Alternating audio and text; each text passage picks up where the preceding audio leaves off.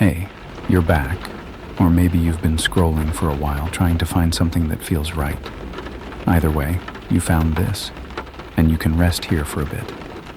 I'll guide you through 5 soft stories tonight, calm enough to settle your mind while the rain carries everything else away. Story 1. The apartment key I found on my pillow. The key was brass, old-fashioned, the kind with a round bow and a simple bit that looked like it belonged to a door from the 1940s. It was sitting in the exact center of my pillow when I came home from work on a Tuesday evening, placed there with the kind of precision that suggested intention rather than accident. I stood in the doorway of my bedroom for a long time, just staring at it. My apartment was a 1-bedroom on the 3rd floor of a building in the older part of the city, the kind of place with radiator heat and original hardwood floors and locks that probably hadn't been changed since the Eisenhower administration. I'd lived there for 2 years, and in all that time, nothing strange had ever happened. No break-ins, no disturbances, no keys appearing on pillows like messages from an unknown sender. The first thing I did was check the apartment. Walked through every room, opened every closet, looked behind the shower curtain and under the bed like a child checking for monsters. Everything was exactly as I'd left it that morning. Dishes in the sink, laptop on the coffee table, yesterday's mail still sitting unopened on the kitchen counter. Nothing missing, nothing disturbed. Just that key, waiting for me like a gift I hadn't asked for. I picked it up, turned it over in my hands. It was heavier than I expected. Solid brass worn smooth by decades of use. There was no tag, no label, nothing to indicate what it opened or where it had come from. Just a key, anonymous and inexplicable, that someone had placed on my pillow while I was at work.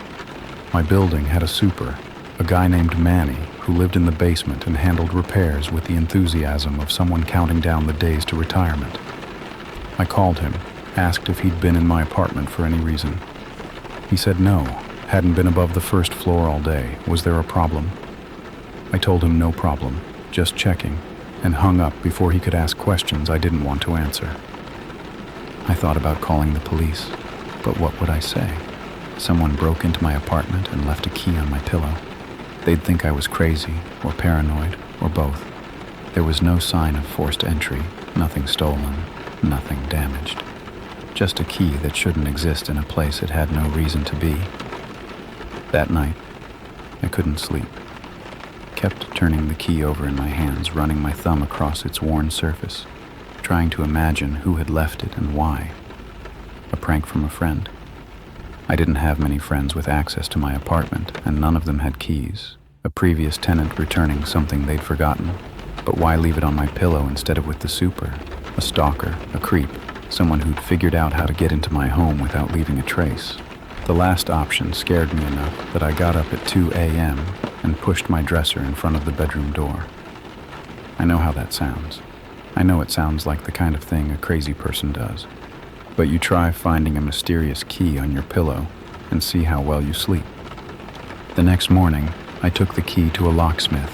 He examined it with professional interest, turned it under his magnifying lamp, and told me it was a skeleton key, the kind that could open multiple locks of a certain type, common in older buildings before modern security became standard. He couldn't tell me what specific door it opened, but he could tell me that whoever had it could probably access any room in my building that hadn't upgraded its locks in the past 60 years. That information should have terrified me. Instead, it gave me something to work with. My building was old, built in 1928 according to the plaque in the lobby. Most of the apartments had been updated over the years, new locks, new fixtures, the slow creep of modernity erasing the building's history one renovation at a time. But some units had been left untouched, frozen in time either by negligent landlords or tenants who preferred the original charm. If this key opened one of those doors, I could figure out where it came from. Maybe even figure out who had left it for me. I started with my own floor. There were 6 apartments on the 3rd floor, including mine, and I knew most of my neighbors by sight, if not by name. The woman in 3A was elderly, had lived there for decades and still had the original brass hardware on her door. The couple in 3B had replaced everything when they moved in 2 years ago. 3C was vacant, had been for months, ever since the previous tenant had moved out suddenly in the middle of the night. 3D and 3E had modern locks, chrome and steel, clearly upgraded within the past few years. That left 3A and 3C, 2 doors the skeleton key might open. I tried 3A first when I was sure the elderly woman was out for her daily walk. I know how that looks, standing in front of a neighbor's door, trying a key I'd found on my pillow. If anyone had seen me, they'd have called the cops. But I had to know. Had to understand why someone had left this key for me and what they expected me to do with it. The key didn't fit. The lock was old, but not the right kind. Too narrow for the skeleton keys bit, incompatible, despite their similar vintage. I felt a strange mix of relief and disappointment as I stepped back from the door. That left 3C, the vacant apartment at the end of the hall. I'd walked past it hundreds of times without giving it much thought. Just an empty unit with a faded welcome mat and a door that never opened. But standing in front of it now, key in hand, I noticed things I'd never seen before. The way the door frame was slightly warped, as if the door had been forced open and never properly repaired. The faint discoloration on the carpet in front of the threshold, a stain that could have been water damage or could have been something else. The smell, barely perceptible, easy to dismiss but definitely there, of something stale and closed off and wrong. I put the key in the lock. It fit perfectly. For a long moment, I just stood there with my hand on the key, heart pounding, every instinct telling me to walk away. Someone had broken into my apartment, left this key on my pillow, and led me to this door. Whatever was on the other side, they wanted me to find it. And people who broke into apartments and left cryptic messages rarely wanted you to find something good. But I'd come this far. I'd spent 2 days thinking about nothing but this key. If I walked away now, I'd spend the rest of my life wondering what was behind that door. I turned the key, heard the lock click open, pushed the door inward. The smell hit me first, thick and sweet and unmistakable. The kind of smell that bypasses your conscious mind and speaks directly to something ancient and afraid.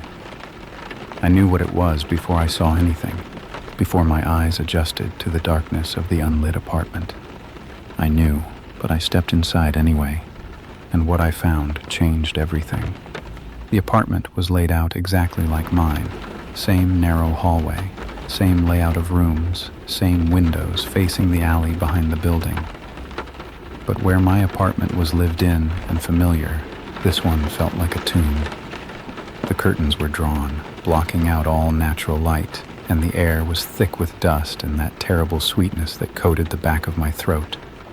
I should have left. Should have backed out, closed the door, called the police and let them handle whatever nightmare was waiting in the darkness. But something kept me moving forward. The same compulsion that had made me pick up the key, try the locks, push open this door. Someone had wanted me to find this, and I needed to understand why. The living room was empty, except for a single chair facing the window. Old newspapers were stacked against the walls, yellowed and brittle, their headlines from months ago. A layer of dust covered everything, undisturbed except for a path worn through the carpet. Footprints, I realized, leading from the front door to the hallway and back again. Someone had been here recently. Someone had been here often. I followed the footprints down the hall, past a bathroom with a cracked mirror and a kitchen where dishes sat moldering in the sink. The smell grew stronger with every step, thick enough now that I had to breathe through my mouth. I knew what I was going to find before I reached the bedroom door. Knew it the way you know things in nightmares, with a certainty that bypasses logic and speaks directly to fear. The bedroom door was closed. I stood in front of it for what felt like hours, key still clutched in my hand, trying to convince myself to turn around and leave. The footprints ended here, scuffed and overlapping like someone had stood in this exact spot many times before. Stood here and opened this door and looked at whatever was inside. I pushed the door open. He was on the bed. A man, maybe 40, dressed in clothes that had once been expensive and were now stained with the evidence of what happens to a body left alone for too long. His eyes were open, staring at the ceiling, and his hands were folded across his chest like someone had arranged him after death. Peaceful, almost. Like he was just sleeping, if you could ignore the bloating and the discoloration and the smell that filled every corner of the room. I stumbled backward, gagging, hand pressed over my mouth. My phone was out before I consciously decided to call anyone, fingers dialing 911 with the muscle memory of panic. I gave the address, said there was a body, said I didn't know who he was or how long he'd been there. The operator told me to leave the apartment and wait for police. I didn't argue. The next few hours were a blur of uniforms and questions and the red-blue flash of emergency lights filling the hallway. Detective Chen was the one who finally sat me down, a tired-looking woman in her 50s with eyes that had seen too much and patience that was clearly running thin. She asked me to explain, from the beginning, how I'd ended up in a vacant apartment with a dead body. I told her everything. The key on my pillow, the locksmith, the process of elimination that had led me to apartment 3C. I showed her the key itself, handed it over as evidence, watched her turn it over in her hands with the same puzzled expression I'd worn 2 days ago. She asked if I knew the victim, if I'd ever seen him before, if I had any idea why someone would lead me to his body. I didn't. The man on the bed was a stranger. I'd never seen his face, never heard his name, had no connection to him that I could identify. But someone had wanted me to find him. Someone had broken into my apartment, placed that key on my pillow, and waited for me to follow the trail they'd laid out. The detective didn't seem to know what to make of that. She took my statement, asked me not to leave town, and told me they'd be in touch. Then she disappeared into apartment 3C with the forensics team, and I was left standing in the hallway, surrounded by neighbors who whispered and stared and pretended not to be watching. The victim's name was David Mercer. I learned that from the news the next day, when his face appeared on my television screen alongside the headline, "Body Found in Downtown Apartment Building."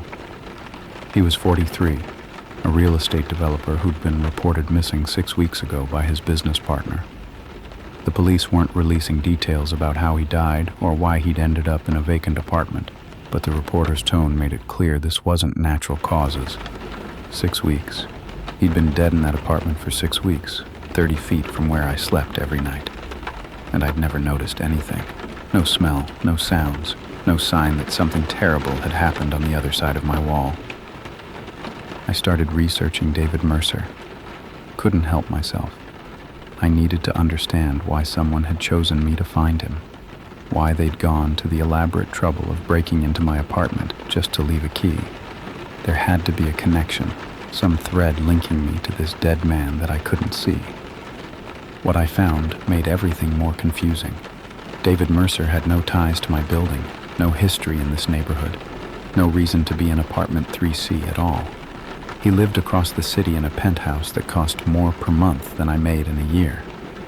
His business was commercial properties, office buildings and shopping centers, not residential units and crumbling pre-war walk-ups. There was nothing connecting him to this place except his body. But someone had brought him here.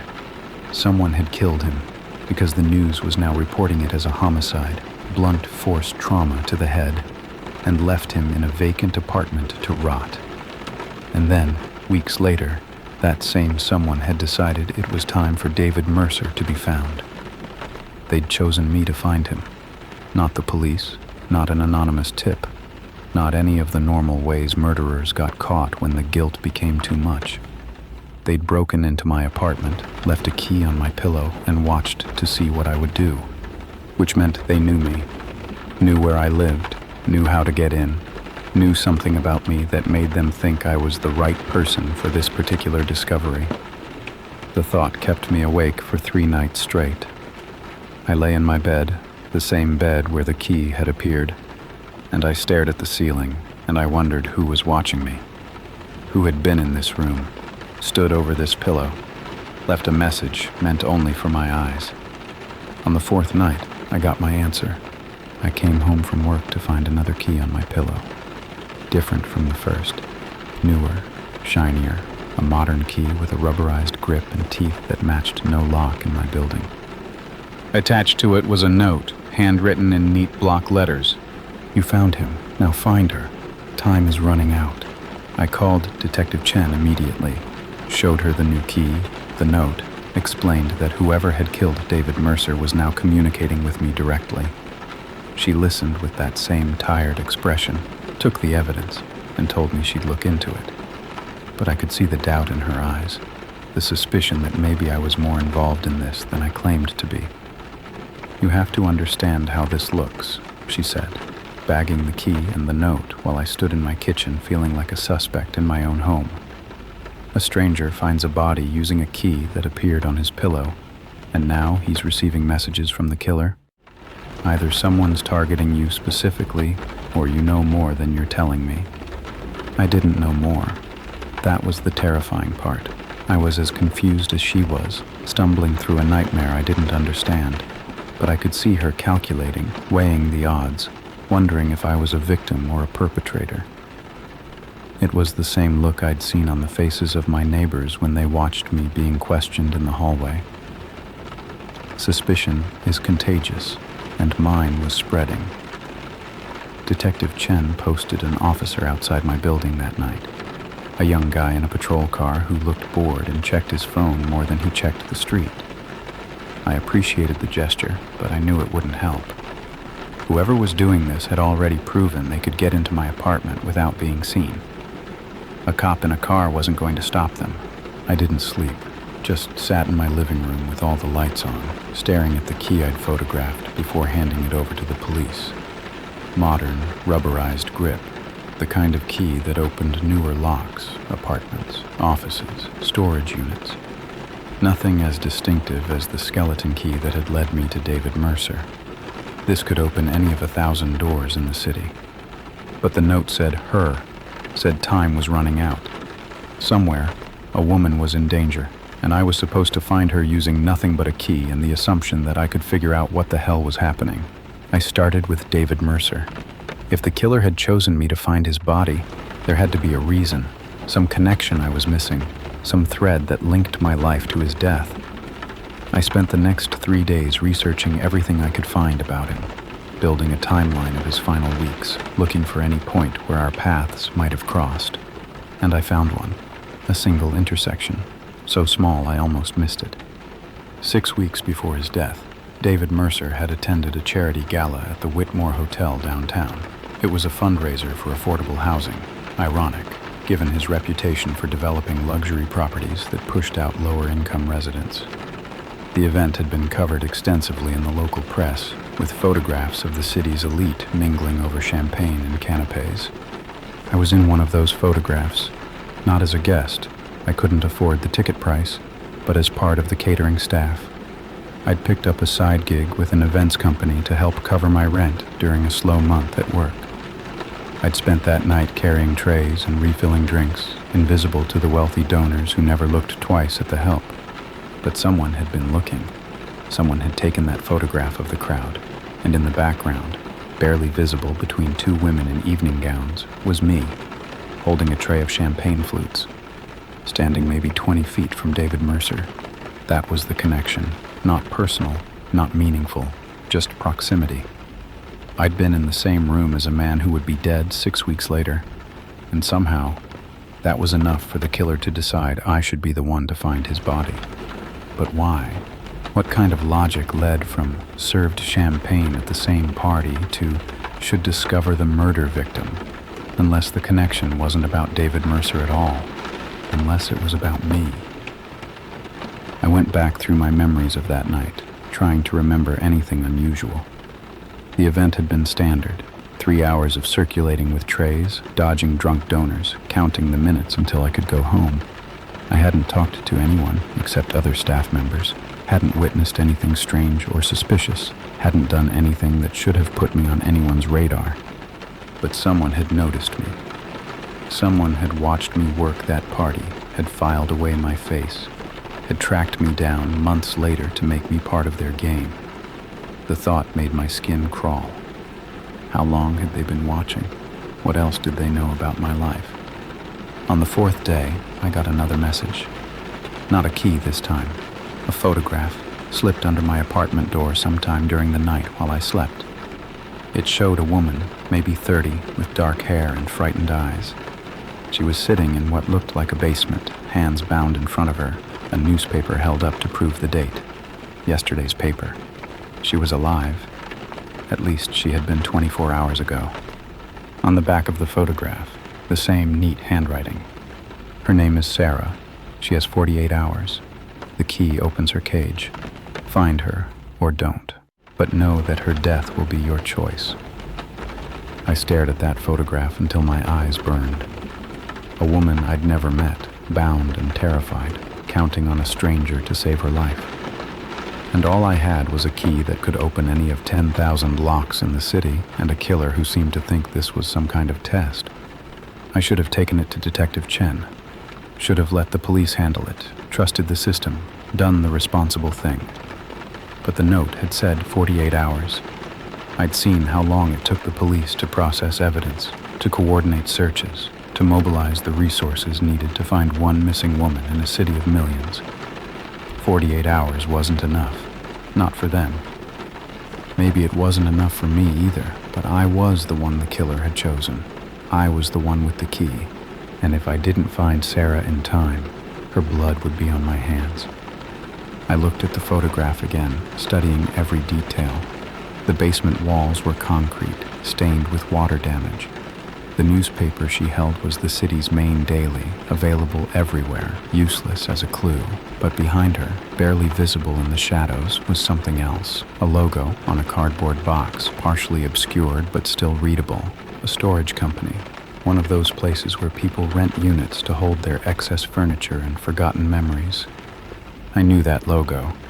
I'd seen it on billboards, on the sides of trucks, on the building I passed every day on my commute to work. Secure Space Storage with 3 locations across the city. The key in my pocket suddenly felt heavier. Modern, rubberized grip, the kind of key that opened storage units. 48 hours, 3 locations, one woman who would die if I couldn't find her in time. I grabbed my jacket and headed for the door. The first Secure Space location was a dead end. A sprawling facility on the west side of the city, rows of orange roll-up doors stretching into the distance like a maze of forgotten things. I walked every aisle, tried my key in every lock that looked like it might fit, got suspicious looks from the security guard until I made up a story about forgetting which unit was mine. The key didn't open anything there. 3 hours wasted, 45 left. The second location was smaller, tucked into an industrial park between a tire shop and a plumbing supply warehouse. I arrived just as the sun was setting, the sky turning that bruised purple that made the fluorescent lights of the facility feel harsh and clinical. Fewer units here, maybe 200 total, but the same problem. Too many doors, not enough time to try them all. I was working my way down the third row when my phone buzzed. Unknown number, no caller ID. I answered without thinking, desperate for any information that might help me find Sarah before time ran out. You're getting warmer. The voice was distorted, run through some kind of software that stripped away any identifying characteristics. It could have been anyone, man, woman, young, old. Just words floating in digital static. Who is this? What do you want from me? I want to see what you're made of. David Mercer was a test. Could you follow a trail, solve a puzzle, do what needed to be done? You passed. Sarah is the next test. Harder this time, higher stakes. A pause, the soft hiss of dead air. You have 37 hours. I suggest you stop wasting time on the wrong facility. The line went dead. I stood there in the fading light, phone pressed to my ear, trying to process what I'd just heard. They were watching me. Knew exactly where I was, what I was doing, how close I was to finding Sarah. This wasn't just a game, it was a performance, and I was the unwitting star, the wrong facility. That meant the third location, the one across town near the waterfront. I ran to my car, drove faster than I should have through streets that blurred past in a smear of headlights and neon signs. Every red light felt like a countdown. Every minute lost a minute closer to Sarah's death. The waterfront facility was different from the others. Older, more run down, the kind of place where people stored things they wanted to forget about. The gate was supposed to be locked after hours, but someone had cut the chain, recently, judging by the bright gleam of fresh-cut metal. An invitation, a breadcrumb on the trail they'd laid out for me. I walked through the gate, key clutched in my hand, and started searching. The units here were larger than the others, big enough to hold furniture or vehicles or whatever else people needed to hide from the world. Most of the doors were rusted shut, clearly unused for years. But near the back of the facility, in a corner where the security lights didn't quite reach, I found a unit with a door that looked newer than the rest. Clean metal, no rust. A lock that matched the key in my pocket. I stood there for a long moment, heart pounding so hard I could feel it in my throat. This was it. Whatever was behind this door, Sarah, or another body, or something worse, I was about to find out. The killer had led me here, had orchestrated every step of this journey, and now I was exactly where they wanted me to be. I put the key in the lock, turned it, heard the mechanism click open. The door rolled up with a screech of metal that seemed impossibly loud in the silence. Inside, the unit was dark, the single bulb overhead either dead or disabled. I pulled out my phone, turned on the flashlight, and stepped inside. Sarah was there. Alive, thank God. I could see her chest rising and falling, could hear the muffled sounds she made behind the gag covering her mouth. She was tied to a chair in the center of the unit, exactly like the photograph, surrounded by the detritus of someone's abandoned life. Old furniture, cardboard boxes, a broken lamp casting strange shadows in my phone's beam. I ran to her, started working on the ropes binding her wrists. Her eyes were wild with fear, darting between my face and the darkness behind me, trying to communicate something I couldn't understand through the gag. "It's okay," I said, fingers fumbling with knots that had been tied too tight. "I'm going to get you out of here. The police are on their way." A lie. I hadn't called them, hadn't wanted to waste the time, hadn't trusted that they'd believe me or move fast enough. But she didn't need to know that. The ropes finally came loose. I pulled the gag from her mouth and she gasped, sucked in air like she'd been drowning. Her first words weren't thank you. They were a warning. "He's still here." I spun around, phone raised, flashlight cutting through the darkness. He was standing in the doorway, a man, average height, average build, wearing dark clothes and a ski mask that hid everything except his eyes. Those eyes were calm, appraising, watching me with the detachment of a scientist observing an experiment. "Congratulations," he said. The same distorted voice from the phone call, but different now. A small speaker clipped to his collar, running his words through the same software in real time. "You found her, faster than I expected." I positioned myself between him and Sarah, some primal instinct overriding the fear that screamed at me to run. "Who are you? Why are you doing this?" Those are the wrong questions. He took a step into the unit, and I took a step back, keeping the distance between us. The right question is, what happens now? You've passed 2 tests. There are more coming. You can walk away, take Sarah, call the police, pretend this never happened, but then you'll never understand, never know why I chose you. I don't care why you chose me. I just want this to stop. No, you don't. He tilted his head, studying me the way I might study an interesting bug. You could have gone to the police with the second key, could have let them handle Sarah. But you came yourself. Drove across the city, searched 3 facilities, broke into a storage unit in the middle of the night. You want to understand. You need to understand. That's why I chose you. Behind me, Sarah was struggling to stand on legs that had been bound for too long.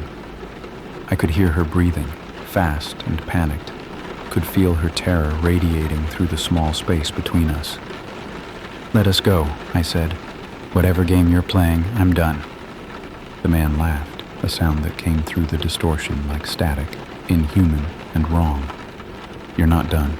You're just getting started." He reached into his pocket and pulled out something small, metallic, another key. "This one's harder, but I think you're ready." He tossed the key at my feet and stepped backward, melting into the darkness beyond the doorway. I heard footsteps, receding, the distant sound of a car engine starting, driving away, and then silence, except for Sarah's sobbing and the pounding of my own heart.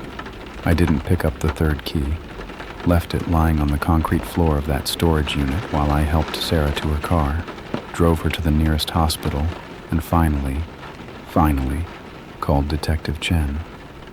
The next 12 hours were a blur of interrogation rooms and suspicious looks and the same questions asked a dozen different ways. How had I found Sarah? How had I known where to look? Why hadn't I called the police immediately? I told them everything, the phone call, the distorted voice, the man in the ski mask who'd watched me like a specimen under glass. They listened, took notes, exchanged glances that made it clear they still weren't sure if I was a victim or an accomplice. Sarah corroborated my story. She'd been grabbed outside her apartment 3 days ago, drugged, woke up in that storage unit with no idea where she was or why. She'd never seen her captor's face, never heard his real voice. All she knew was that he'd told her someone was coming, someone who'd been chosen to find her, to prove himself worthy of something she didn't understand. When I'd walked through that door, she'd thought I was part of it. Thought I was there to hurt her, not help her. The police searched the storage facility, found nothing useful. No fingerprints, no DNA, no evidence that anyone had ever been there except me and Sarah.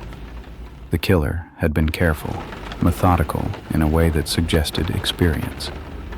Detective Chen told me, off the record, that they were looking at unsolved cases going back years. Disappearances, murders, crimes that had never been connected because no one had thought to look for a pattern. "He's done this before," she said, her voice tired and grim. "You're not the first person he's played games with, but you might be the first one who survived." That word, survived, stuck with me. I'd found David Mercer's body. I'd rescued Sarah from a storage unit. But I hadn't stopped anything. The killer was still out there, still watching, still planning his next test. And he'd made it clear that he wasn't done with me. The third key sat in an evidence bag at the police station. I refused to touch it, refused to even look at it after they recovered it from the scene. Whatever door it opened, whatever nightmare waited on the other side, I wanted no part of it. Let the police handle it. Let them be the ones to follow the trail, to find whatever body or victim or horror the killer had prepared. But that's not how it worked. The police couldn't figure out what the key opened. It was generic, mass-produced, the kind that could fit thousands of locks across the city. Without more information, they had nothing to go on. The investigation stalled. The killer went quiet. And I was left waiting for the next message, the next key, the next test I'd never asked to take. It came 3 weeks later, not a key this time, a letter, hand-delivered to my mailbox, written in that same neat block lettering I'd come to dread. "You disappointed me. I gave you a gift, and you threw it away. Sarah was easy. The next one won't be. When you're ready to play again, you know where to find me. Until then, I'll be watching. I'm always watching." There was no signature, no return address, no indication of who had sent it or where they'd gone. Just a promise and a threat wrapped in the same sentence, delivered by someone who could reach me anytime they wanted. I moved out of my apartment the next day. Couldn't stay in a place where someone had been leaving keys on my pillow, walking through my life like they owned it. Found a new place across town, a high-rise with a doorman and security cameras and locks that required key cards and codes. Fort Knox for the paranoid, my sister called it when she helped me move in. I didn't argue. Paranoid was the only way I knew how to be anymore. But even in my fortress, I didn't feel safe. The killer had found David Mercer in a luxury penthouse with better security than mine. He'd tracked me across the city, known my every move before I made it. Walls and cameras and electronic locks weren't going to stop someone that determined. They were just obstacles, puzzles to be solved by someone who'd spent years perfecting the art of getting into places he didn't belong. The police eventually identified him. It took 4 months, 3 more victims, 2 found in time, 1 who wasn't, and a task force dedicated to nothing but catching the man they'd started calling the Keymaster in internal memos. His name was Edmund Vale, 53 years old, a former locksmith who'd spent 2 decades working in buildings across the city. He'd had access to everything: apartment complexes, office buildings, storage facilities. And he'd used that access to study people, to watch them, to choose the ones he deemed worthy of his attention. I was one of the worthy ones. The police found files on me in his apartment, going back almost 2 years. Photographs, schedules, notes about my habits and routines, and the way I moved through the world. He'd been watching me since before I'd moved into that apartment, since before I'd ever heard of David Mercer or Sarah or any of the others. I'd been chosen long ago, groomed for a role I'd never auditioned for. They caught him trying to set up his next game. Another key, another victim, another test for someone he'd been watching. He didn't resist when they arrested him, just smiled at the cameras with the calm certainty of someone who'd already won, no matter what happened next. He's in prison now, awaiting trial on 6 counts of murder and a dozen other charges that will keep him locked up for the rest of his life. But I still check my pillow every night before I go to sleep, still examine every key I find, every piece of mail I receive, every stranger who looks at me a second too long on the street.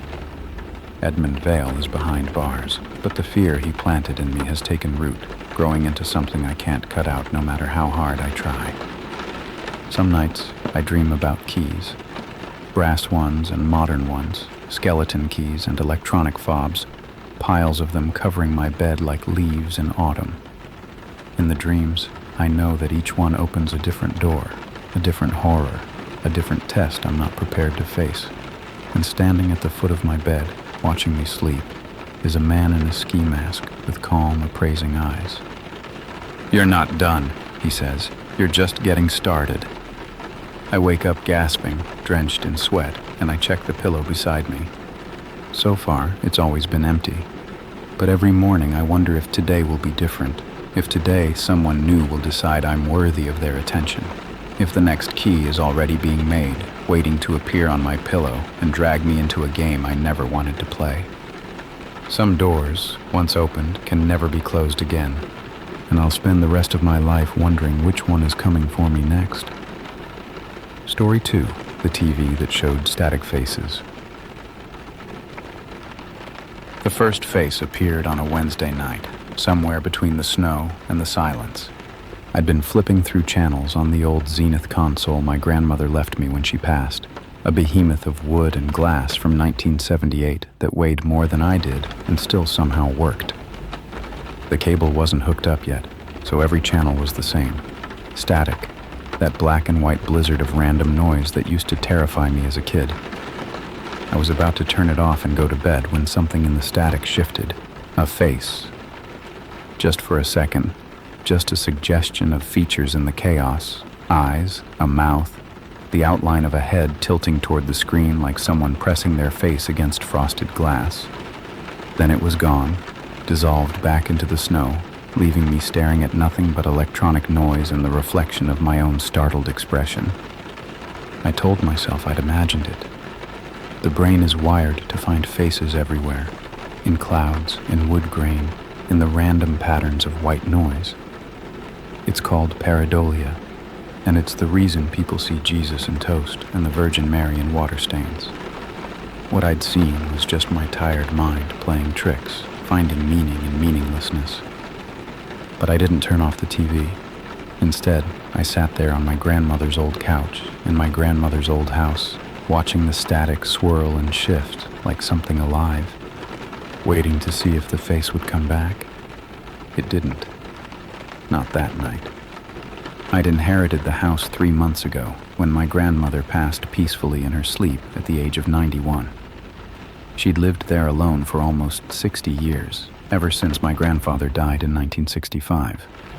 I'd spent summers there as a kid, running through the overgrown backyard, watching cartoons on that same Zenith console while she made lemonade in the kitchen.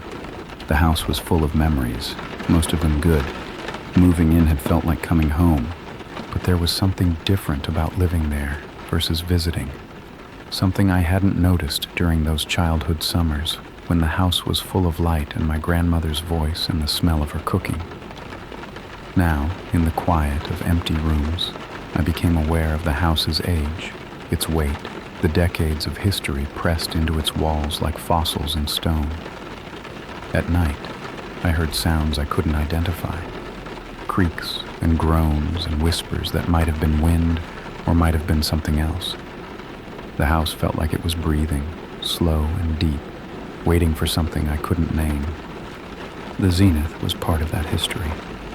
My grandmother had bought it new in 1978, the year my mother was born, and it had sat in the same corner of the living room ever since. She'd never upgraded, never saw the need for flat screens or smart TVs or any of the technology that had transformed the world around her. When the cable company finally stopped supporting her ancient hookup, she'd just watched static, telling me once that she found it peaceful. Like white noise, she said, like rain on a window. I thought about that as I finally turned off the TV and went to bed. My grandmother watching static for hours, finding peace in the chaos. Had she ever seen faces in it? Had she ever seen what I'd seen? The thought followed me into sleep and wove itself into dreams I couldn't remember when I woke. The second face appeared 4 days later. This time, I wasn't looking for it. I'd been unpacking boxes in the living room, sorting through the accumulated possessions of 91 years, when I heard something from the TV. Not sound exactly, more like the absence of sound, a pocket of silence in the ambient noise of the house. I looked up, and there it was. A woman's face, clearer than before. Not just a suggestion in the static, but a distinct image, like someone had overlaid a photograph onto the snow. She was older, maybe 60 or 70, with gray hair and deep-set eyes that seemed to look directly at me. Her mouth was moving, forming words I couldn't hear, her expression urgent and afraid. I stood frozen, packing tape still in my hand, staring at the face of a stranger in my grandmother's television. She was there for maybe 10 seconds, long enough for me to notice the lines around her mouth, the way her eyes darted back and forth like she was watching for something behind her. Then the static surged, swallowed her whole, and she was gone. I approached the TV slowly, like it might bite. The screen showed nothing but snow now, random and meaningless, no trace of the woman who'd been there seconds ago. I pressed my hand against the glass, warm, slightly dusty, completely ordinary. I checked the back of the set, found nothing but ancient wiring and a power cord frayed enough to be a fire hazard. There was no explanation. No hidden device, no crossed signal, no rational reason for a face to appear in static on a television that wasn't connected to anything but the wall outlet. I should have unplugged it then, should have hauled the whole thing to the curb and let the garbage collectors take it away. But something stopped me, curiosity or stubbornness, or the simple fact that this had been my grandmother's television and getting rid of it felt like getting rid of her. So I left it plugged in. Left it sitting in its corner, that massive wooden cabinet with its curved glass screen, and I went back to unpacking boxes. But I kept glancing at it, waiting for the static to shift again, waiting for the woman to come back and tell me what she so desperately needed to say. That night, I dreamed of faces, dozens of them, pressed against glass that bowed and warped under their weight. They were all trying to speak, all mouthing words I couldn't hear, their eyes wide with something that might have been fear or might have been hunger. I woke at 3 a.m. to the sound of static, loud, louder than I'd ever heard it, filling the house like a living thing. The TV was on. I hadn't touched it since that afternoon, but there it was, glowing in the darkness of the living room, snow cascading across the screen in waves. And in the center of that snow, watching me from the other side of the glass, was a face I recognized. My grandmother. She was younger than when she'd died, maybe 50, the age she'd been when I was a child. Her mouth was moving, the same as the other woman's, forming words that couldn't penetrate the barrier between us. But unlike the stranger, her expression wasn't afraid. It was warning me about something in the house, about something coming, about something that was already here. I stood in the doorway of my living room, watching my dead grandmother's face flicker in the static, and I felt something I hadn't felt since I was a child, hiding under the covers from monsters that weren't real. Pure, primal terror. The kind that bypasses your rational mind and speaks directly to the animal part of your brain that knows, with absolute certainty, that you are not safe. Her mouth kept moving, the same words over and over. I couldn't hear her, couldn't make out what she was trying to say, but I found myself walking toward the TV anyway, drawn to it, pulled by something stronger than fear. I knelt in front of the screen, close enough to feel the static electricity prickling against my skin, and I watched her lips. 3 words. She was saying the same 3 words, again and again, her eyes never leaving mine. "Don't let him." I said it out loud, testing the shape of the words, and something in her expression shifted, relief maybe, or desperation. She nodded, actually nodded, responding to me, and then her image began to break apart. The static surged and swallowed her face, dissolved her features into chaos, and then the TV went dark. Not to static, not to snow. Completely dark, as if someone had pulled the plug. I sat there on the floor in front of that dead screen for a long time, shaking, trying to convince myself that I'd imagined the whole thing. But I knew I hadn't. My grandmother had spoken to me from inside that television, had crossed whatever barrier separates the living from the dead to deliver a warning I didn't understand. Don't let him. Don't let who? Do what? The next morning, I started researching. Not the TV itself. I'd already checked the wiring, already confirmed there was nothing unusual about the hardware. Instead, I researched the house, its history, its previous owners, anything that might explain what my grandmother was trying to tell me. What I found made the hair on my arms stand up. My grandmother hadn't been the first owner of the house. She and my grandfather had bought it in 1962, 3 years before he died, from a family named Holbrook. The Holbrooks had lived there since the house was built in 1924, 3 generations under the same roof. They'd sold it suddenly, without explanation, and moved across the country to California. But before the Holbrooks sold, something had happened. I found a newspaper article from 1961, buried in the digital archives of the local paper, describing the disappearance of a woman named Margaret Holbrook. She was 67 years old, had lived in the house her entire adult life, and one October morning, she simply vanished. No note, no sign of struggle, no indication of where she'd gone. Her husband reported her missing. The police searched for weeks, and she was never found. The article included a photograph. Margaret Holbrook, smiling at the camera in what looked like a formal portrait. Gray hair, deep-set eyes, a face I recognized immediately. She was the woman I'd seen in the static, the first clear face, the one with the urgent expression and the moving mouth. Margaret Holbrook, missing since 1961, appearing on a television that wouldn't exist for another 17 years. I kept digging, found more articles, more disappearances, a pattern that stretched back decades. Before Margaret, there was a woman named Ruth in 1943, vanished from the same house without a trace. Before Ruth, a woman named Helen in 1931. Same story, same outcome.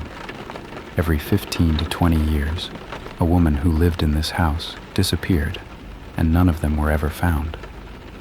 The last disappearance had been in 1961. My grandmother had lived there for 60 years without incident. But 60 years was longer than any gap in the pattern, and my grandmother had died 3 months ago, leaving the house empty, leaving it waiting. I thought about her watching static for all those years, finding peace in the chaos. Had she known what was in the television? Had she been watching those faces too, keeping vigil over the women who'd disappeared from this house? Maybe that's why she'd never upgraded, never replaced the old Zenith with something modern. Maybe the TV wasn't just a window, it was a warning system, a way to keep track of whatever lived in this house and fed on the women who stayed too long. That night, I turned the TV on deliberately, sat in front of it with a notebook and a pen, waiting for the faces to appear. I didn't have to wait long. They came one at a time, rising from the static like swimmers breaking the surface of dark water. Margaret was first, her mouth still moving, still trying to tell me something I couldn't hear. Then Ruth, younger than Margaret, but with the same desperate expression. Then Helen, then others I didn't recognize, faces stretching back through the decades, women I'd never found in my research, victims of something that had been hunting in this house for longer than anyone knew. I counted 12 faces before the static shifted again and someone new appeared. Not a woman this time, a man. He was older, maybe 60, with a thin face and eyes that seemed to swallow the light. Unlike the women, he wasn't trying to speak. He was just watching me, perfectly still, a smile playing at the corners of his mouth. The women's faces swirled around him like leaves in a wind, orbiting his stillness, and I understood with sudden horrible clarity what I was looking at. The women weren't trying to warn me about something in the house.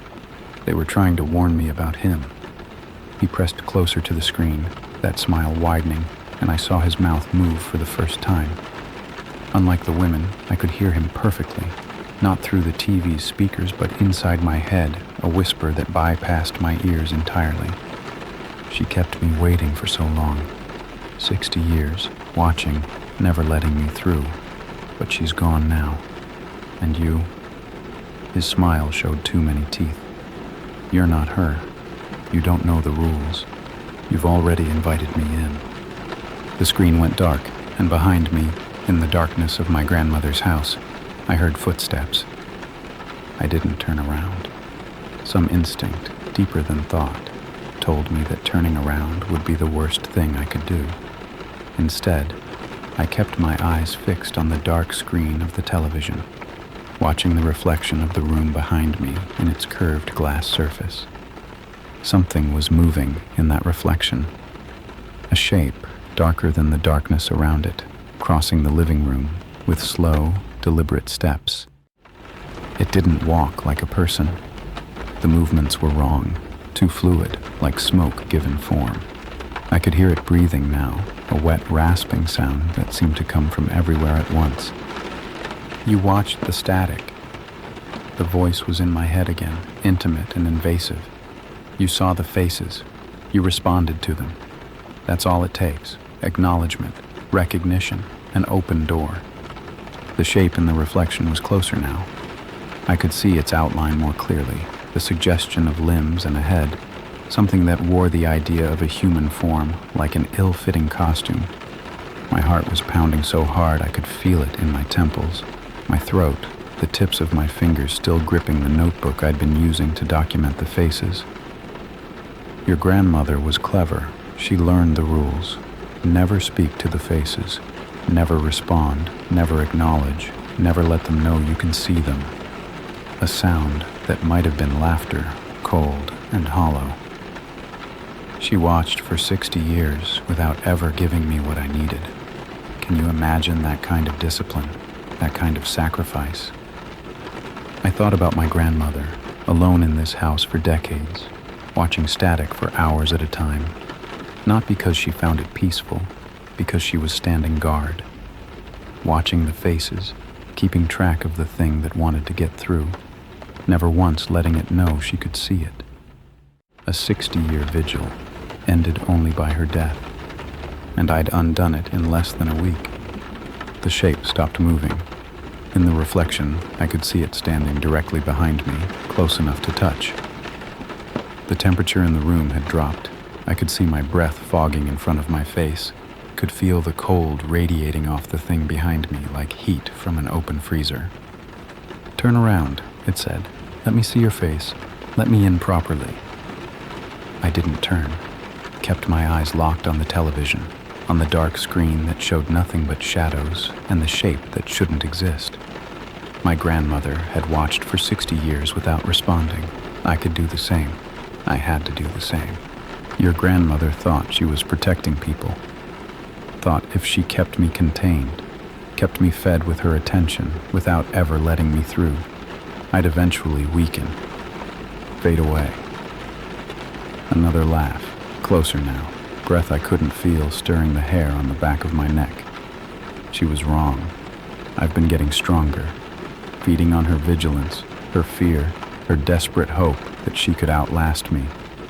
And now she's gone, and you're here, and you've already done what she never did. I closed my eyes. If I couldn't see it, maybe it couldn't. That doesn't work. The voice was amused. You've already seen me, already spoken to the faces, already let me know you were watching. The door is open. Closing your eyes won't shut it again. The cold was worse now, seeping into my bones, making my fingers numb and clumsy. I could feel it pressing against my back, not quite touching, but close enough that I could sense its presence like a physical weight. Every instinct screamed at me to run, to bolt for the door and never look back, but I knew that wouldn't help. Whatever this thing was, it wasn't confined to this room. I'd let it into the house, maybe into myself. Then I remembered something. The television had gone dark when my grandmother appeared. She'd been trying to warn me, trying to tell me something, and when I'd understood her words, "Don't let him," the TV had turned off, not to static, completely dark, as if the power had been cut. My grandmother had been doing something. Even from wherever she was now, she'd been fighting back. I opened my eyes and looked at the television, not at the reflection, not at the shape behind me, at the screen itself, that curved glass surface that had been a window to the dead for longer than I'd been alive. "Show me," I said out loud. "Show me how to stop this. Show me what she did." The screen flickered. Not static this time, something else. Images flashing too fast to process. Decades of memory compressed into seconds. I saw my grandmother as a young woman, watching the same television, her face set in fierce concentration. I saw her performing some kind of ritual, salt and candles and words I couldn't hear, her hands moving in patterns that seemed to push back against something invisible. I saw years passing, seasons changing outside the windows, my grandmother aging while the thing in the static remained eternally the same.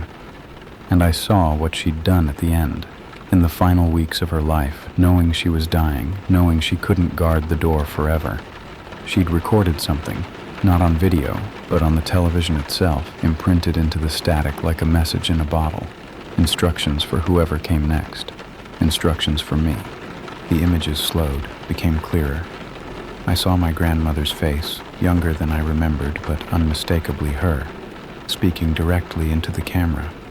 This time, I could hear her voice, not through the speakers, but through the same channel the entity had used, directly into my mind. "If you're seeing this, then I'm gone and he's trying to get through. Listen carefully, because you won't have much time." Behind me, the entity made a sound, not quite a scream, not quite a roar, something between rage and fear. It didn't want me to hear this, didn't want me to learn what my grandmother had spent 60 years figuring out. He feeds on acknowledgement, on attention. The more you focus on him, the stronger he becomes. But there's a way to reverse it, a way to push him back through the door and seal it behind him. The cold intensified. I felt something brush against my shoulder, fingers that weren't quite solid, trying to pull me away from the screen. "You have to do exactly what I say," my grandmother's voice continued, urgent now, fighting against interference that made her image flicker and distort. "And you have to do it before sunrise, or he'll be anchored here permanently. Are you ready?" I nodded, even though she couldn't see me, even though she'd been dead for 3 months, and this was just a recording, a final gift from a woman who'd spent her life protecting strangers from a monster in the static. "I'm ready," I said, and my grandmother began to tell me how to kill the thing that had been living in her television for 60 years. The instructions were precise, delivered in my grandmother's calm, steady voice, while the thing behind me raged against the barrier she'd somehow created between us. Salt in a circle around the television, unbroken, poured from the container she'd kept in the kitchen cabinet for exactly this purpose. Candles at the 4 cardinal points, white for purity, lit with matches from the drawer beside the stove. And words, phrases in a language I didn't recognize, syllables that felt wrong in my mouth but that my grandmother pronounced with the ease of long practice. I moved through the house on autopilot, gathering supplies while the entity followed. It couldn't touch me, not yet, not while my grandmother's recorded voice still echoed in my head. But I could feel it pressing against whatever protection she'd built into the message, testing for weaknesses, waiting for me to make a mistake. The salt was where she'd said it would be, a 5-pound container shoved behind the flour and sugar. The candles were in a box in the hall closet, white and waxy and old enough that I wondered if they'd even light. The matches were in the kitchen drawer, a half-empty box with a logo from a restaurant that had closed before I was born.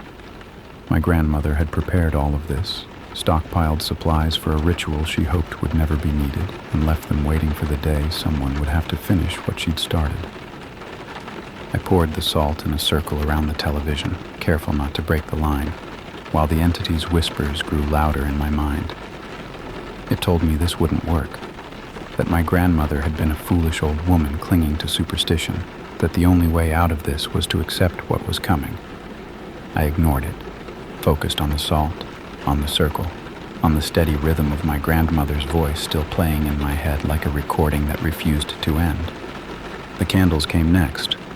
I placed them at the compass points, north, south, east, west, and lit them one by one. The matches were old but functional, flaring to life with a smell of sulfur that cut through the cold, radiating from the entity behind me. As each candle caught, I felt something shift in the room. The air grew heavier, charged with electricity, the static on the television flickering even though it was still dark. "You don't know what you're doing." The entity's voice was different now, strained, less confident than before. She couldn't destroy me. She could only contain me. "What makes you think you can do better?" I didn't answer, just moved to the final position, standing in front of the television with the salt circle at my feet and the candles burning at my back. My grandmother's voice was reaching the end of its message now, the final instructions falling into place like tumblers in a lock. "The words must be spoken aloud," she said, 3 times, without stopping, without looking away from the screen. "He'll try to break your concentration. He'll show you things, tell you things, use every weapon he has to make you stop. But you cannot stop. If you stop before the 3rd repetition, the door opens wider. Do you understand?" I nodded, even though she couldn't see me. "Then begin." The words came haltingly at first, strange syllables that tangled on my tongue. They weren't Latin, weren't any language I could identify. Something older, something that predated the neat categories of human speech. As I spoke them, the television screen began to glow, not with static, but with a pale blue light that pulsed in rhythm with my voice. The entity screamed, not in my head this time, out loud, a sound that rattled the windows and made the candle flames gutter and dance. I felt its rage like a physical force, slamming against the invisible barrier my grandmother had created, trying to break through before I could finish. I kept speaking, 2nd repetition now, the words coming easier, muscle memory taking over even though I'd never said them before. The blue light on the screen was brighter, casting strange shadows across the room, and I could see something inside it. Not faces this time, but a shape. The entity's true form, dragged into view by the power of the ritual. It was nothing like the man I'd seen in the static. That had been a mask, a costume designed to be recognizable, almost human. What I saw now was older than humanity, a writhing mass of angles and darkness that hurt to look at directly. Eyes that weren't eyes, mouths that weren't mouths, a geometry that violated every law of physics I'd ever learned. It pressed against the screen like a parasite trying to escape through too small a hole, and I understood with sudden clarity why my grandmother had never tried to destroy it. This wasn't something you could kill. You could only cage it, contain it, hope the bars held long enough for the next person to take up the watch. But my grandmother had found another way, something she'd spent 60 years researching, testing, preparing for. Something she'd encoded in this ritual, in these words, in the power of acknowledgement turned against itself. 3rd repetition. The words were pouring out of me now, automatic, unstoppable, each syllable striking the entity like a physical blow. The blue light was blinding, the screen cracking, the wooden cabinet groaning under stresses it was never designed to withstand. No. The entity's voice was desperate now, all pretense of control abandoned. I've waited so long. I was so close. The final word left my lips. The television exploded. Not outward, inward, the screen collapsing into itself like a black hole, pulling the blue light and the writhing shape and every trace of the entity into a point of impossible density. I felt the pull of it, had to grab the door frame to keep from being dragged toward that hungry void, and then silence. The candles guttered and went out. The salt circle glowed faintly for a moment, then faded to ordinary white. And where the television had been, there was nothing but a scorch mark on the floor and the faint smell of ozone. I stood there for a long time, waiting for something else to happen, for the entity to come back, for the static to return, for my grandmother's voice to tell me whether I'd succeeded or failed. But there was only silence, and the first pale light of dawn creeping through the windows. Sunrise. I'd made it before sunrise. The thing in the television was gone, and somewhere, in whatever place the dead go when their work is finally done, I hoped my grandmother was at peace. I didn't sleep for 3 days after that night. Just sat in the living room, watching the scorch mark where the television had been, waiting for something to crawl out of the ashes. Nothing did. The house was quiet in a way it hadn't been since I'd moved in. Not the heavy, watchful silence of something waiting, but the ordinary stillness of an empty room in an old house at the edge of dawn. On the 4th day, I finally called my mother. Told her what had happened, or at least a version of it. I'd found some old papers in Grandma's things, learned about some strange history with the house, had a rough night processing it all. She listened with the patient skepticism of someone who'd grown up in this house and never noticed anything unusual, and I understood then what my grandmother had sacrificed. She hadn't just protected strangers from the thing in the television. She'd protected her own daughter, her grandchildren, everyone who'd ever visited this house. She'd carried that weight alone for 60 years, so that the people she loved could live without fear. I hired a contractor to repair the floor where the television had been. He asked what had happened, and I told him an electrical fire, old wiring, faulty equipment, lucky it hadn't burned the whole house down. He nodded like that made sense, and didn't ask any more questions. Within a week, there was no physical trace that the Zenith had ever existed, just fresh hardwood and a faint smell of sawdust that eventually faded into nothing. But I couldn't forget the faces. 12 women, spanning almost a century, trapped in the static with the thing that had taken them. When the television imploded, when the entity was dragged into that impossible void, what had happened to them? Had they been destroyed along with their captor? Had they been freed, finally released from the prison of snow and silence? Or were they still out there somewhere, drifting in whatever space exists between channels, waiting for another window to open? I found my answer 3 weeks later, in a dream that didn't feel like a dream. I was standing in my grandmother's living room, but it was different, brighter, warmer, filled with afternoon sunlight that made the dust motes dance like gold. The television was back in its corner, but it wasn't showing static. It was showing a garden, lush and green, with flowers I couldn't name blooming in colors that seemed too vivid to be real. And in that garden, I saw them. The women from the static, Margaret and Ruth and Helen and all the others I'd never been able to identify. They were sitting together in a circle, talking and laughing, their faces no longer twisted with fear and desperation. They looked peaceful, happy even, in a way I hadn't thought was possible for the dead. My grandmother was there too.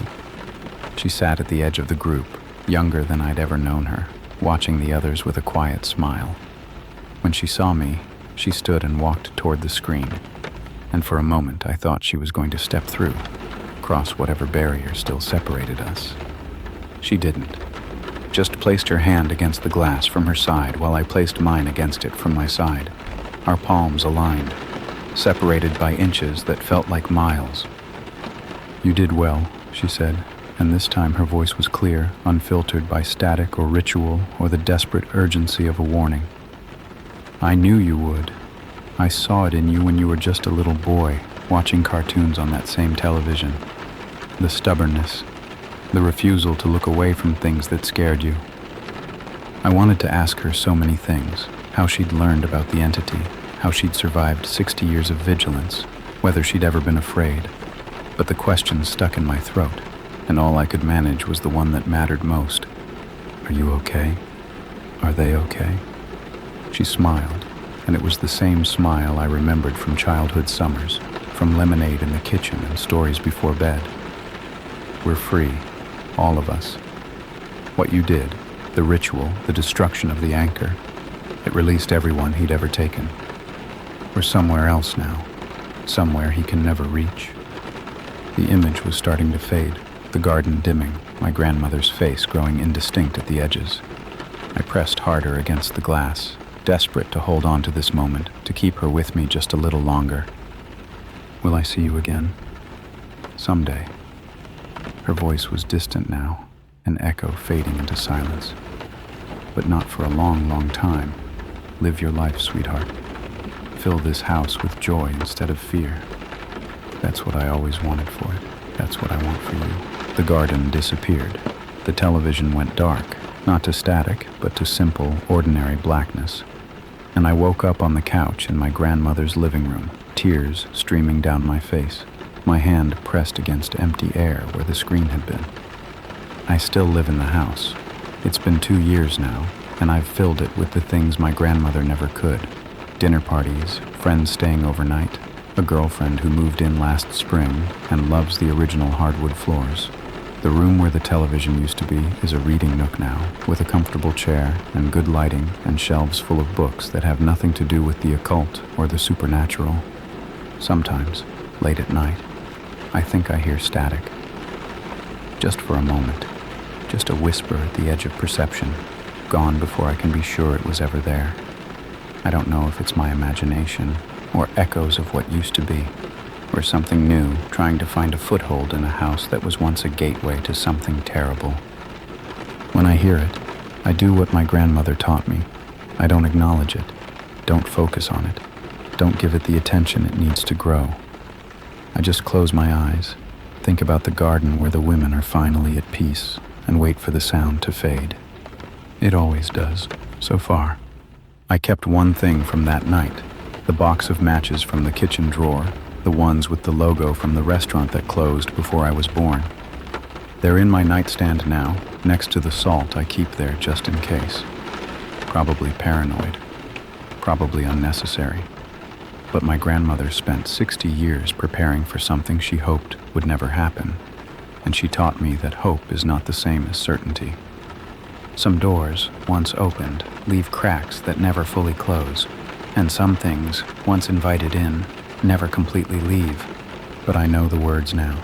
I know the ritual. And if the static ever comes back, if those faces ever start pressing against the glass again, I'll be ready. My grandmother made sure of that. She made sure of everything. Story 3, the pedestrian who stopped when I stopped. I first noticed him on a Tuesday morning, halfway between my apartment and the coffee shop where I started every day. He was across the street, walking in the same direction I was, matching my pace so precisely that we reached the intersection at exactly the same moment. I didn't think much of it then, just another stranger in a city full of strangers, our rhythms accidentally aligned. But then I stopped to check my phone, and he stopped too. Not a natural pause. Not the kind of hesitation you make when you're deciding which way to turn. He just stopped, mid-stride, like someone had pressed pause on a video. I looked up from my phone and saw him standing there, perfectly still, facing forward, as if he hadn't noticed he was no longer moving. He was maybe 50 feet away, close enough to see the outline of his figure, but too far to make out his features clearly. Dark jacket, jeans, a cap pulled low over his face. I started walking again. He started walking again. The coffee shop was 2 blocks away. I made it there in what felt like record time, glancing over my shoulder every few steps, watching him maintain that impossible synchronization. When I ducked inside the shop, he didn't follow, just kept walking past, disappearing around the corner like any normal person going about their morning. I told myself I'd imagined it. Told myself I was tired, stressed, seeing patterns where there weren't any. The brain does that sometimes, finds meaning in coincidence, turns random noise into something sinister. I ordered my coffee, sat at my usual table, and tried to forget about the man who'd stopped when I stopped. I'm a freelance graphic designer, which means I work from home and keep strange hours and have too much time to think about things that probably don't matter. I'd been going through a rough patch. A big client had dropped me unexpectedly, my savings were dwindling, and I'd been sleeping badly for weeks. Stress does things to your perception, makes you paranoid, makes you see threats that aren't there. That's what I told myself as I drank my coffee and pretended to work on a logo that wasn't coming together. The next morning he was back.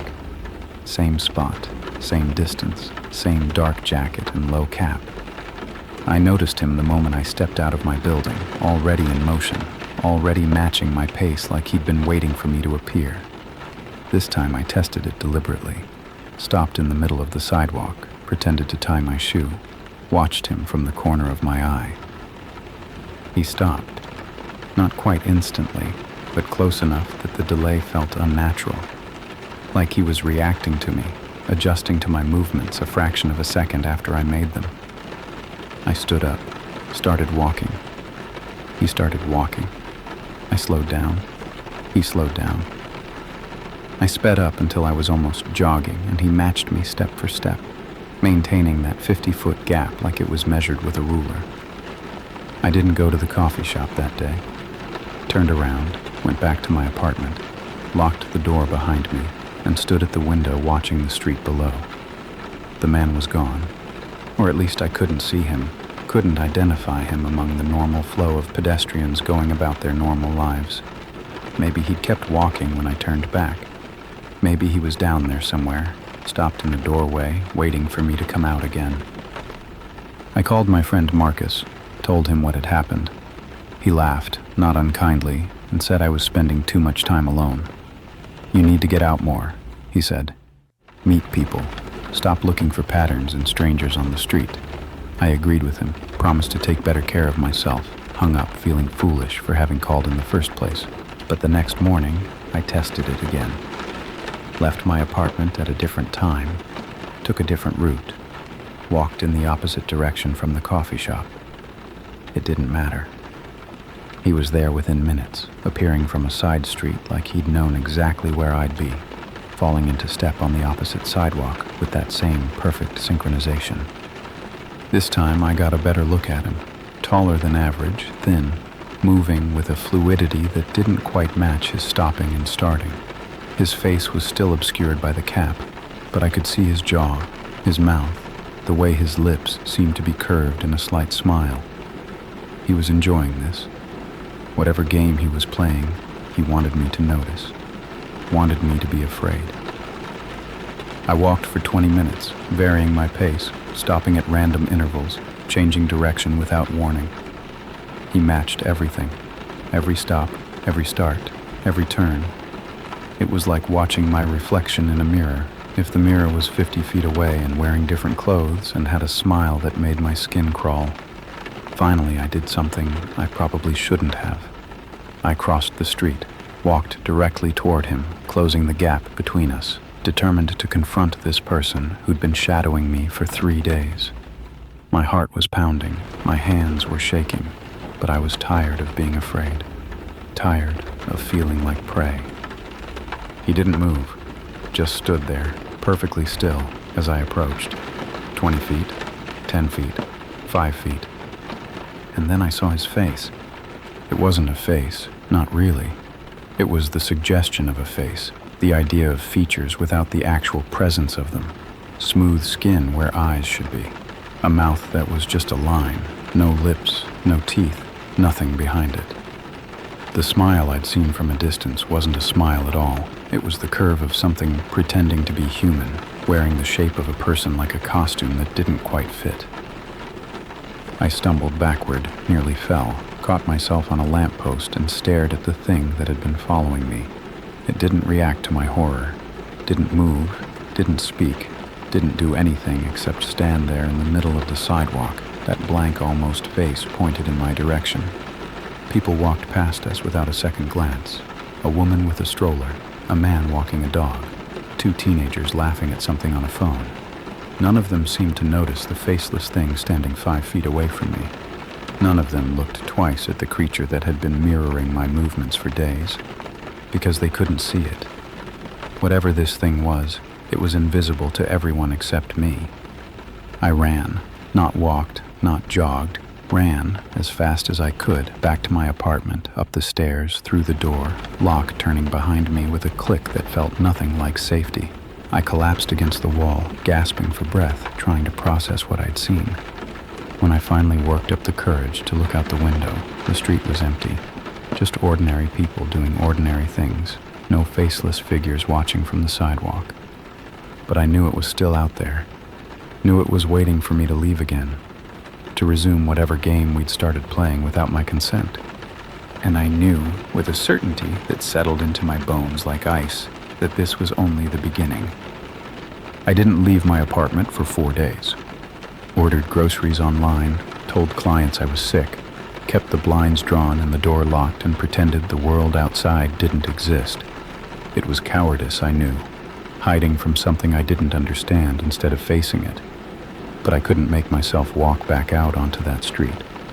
Every time I thought about it, I saw that blank face, that line where a mouth should be, and my legs refused to carry me toward the door.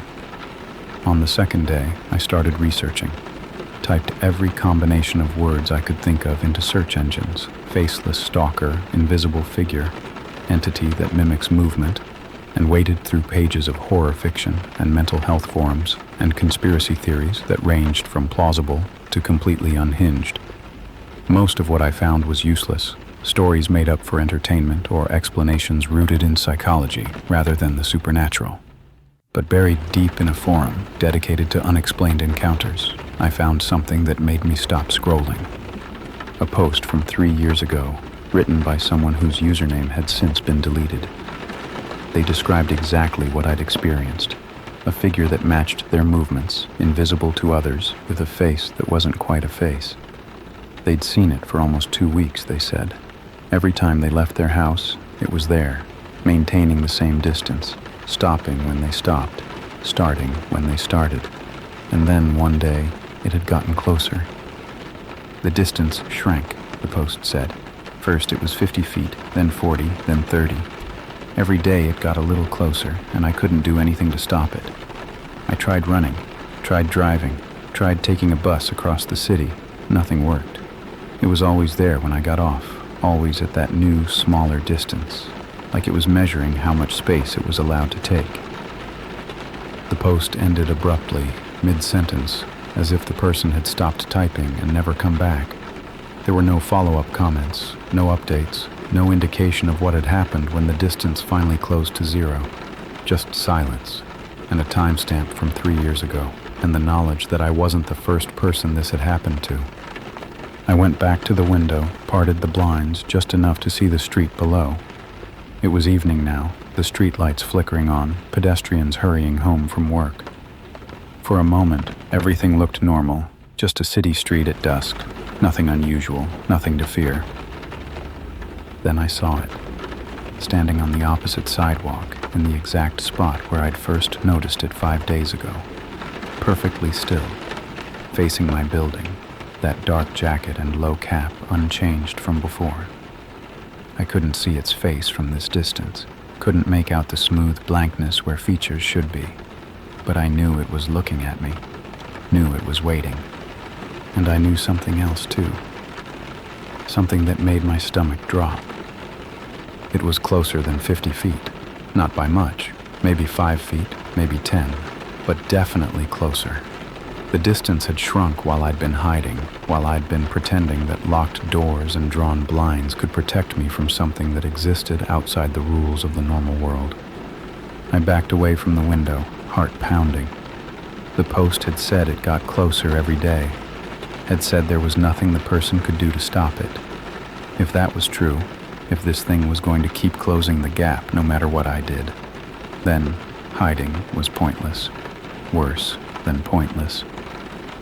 It was just delaying the inevitable while I sat alone in my apartment, waiting for the distance to shrink to nothing.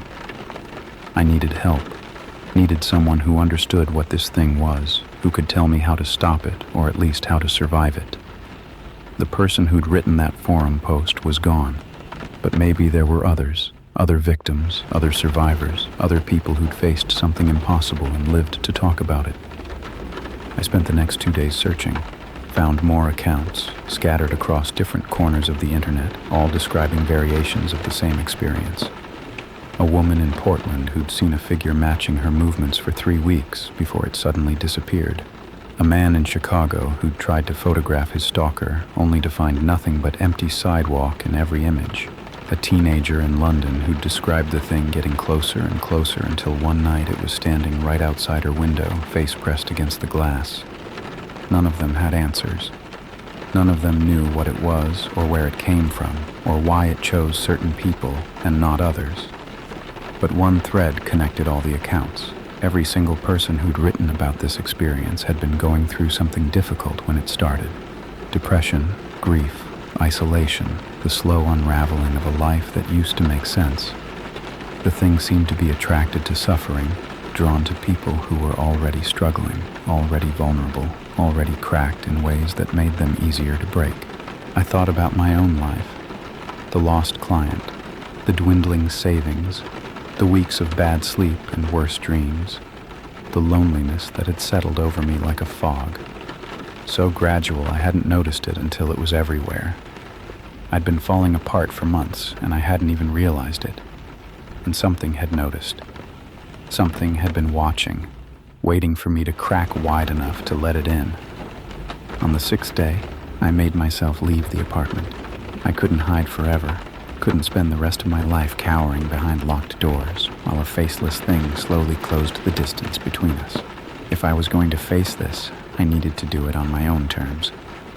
The morning was cold, the kind of gray October day that makes everything feel muted and distant. I stepped onto the sidewalk and immediately looked across the street. It was there, closer than before, maybe 30 feet now. Close enough that I could see the smooth expanse where its face should be even without crossing the street. It wasn't moving yet, just standing there, waiting for me to take the first step. I started walking. It started walking. But this time, I had a plan. I'd found an address in my research, a woman who'd posted about her experience 10 years ago, who claimed she'd found a way to stop it. She lived on the other side of the city, a 40-minute walk if I kept a steady pace, and I was going to find her, even if the faceless thing followed me every step of the way. Even if, by the time I got there, it was close enough to touch.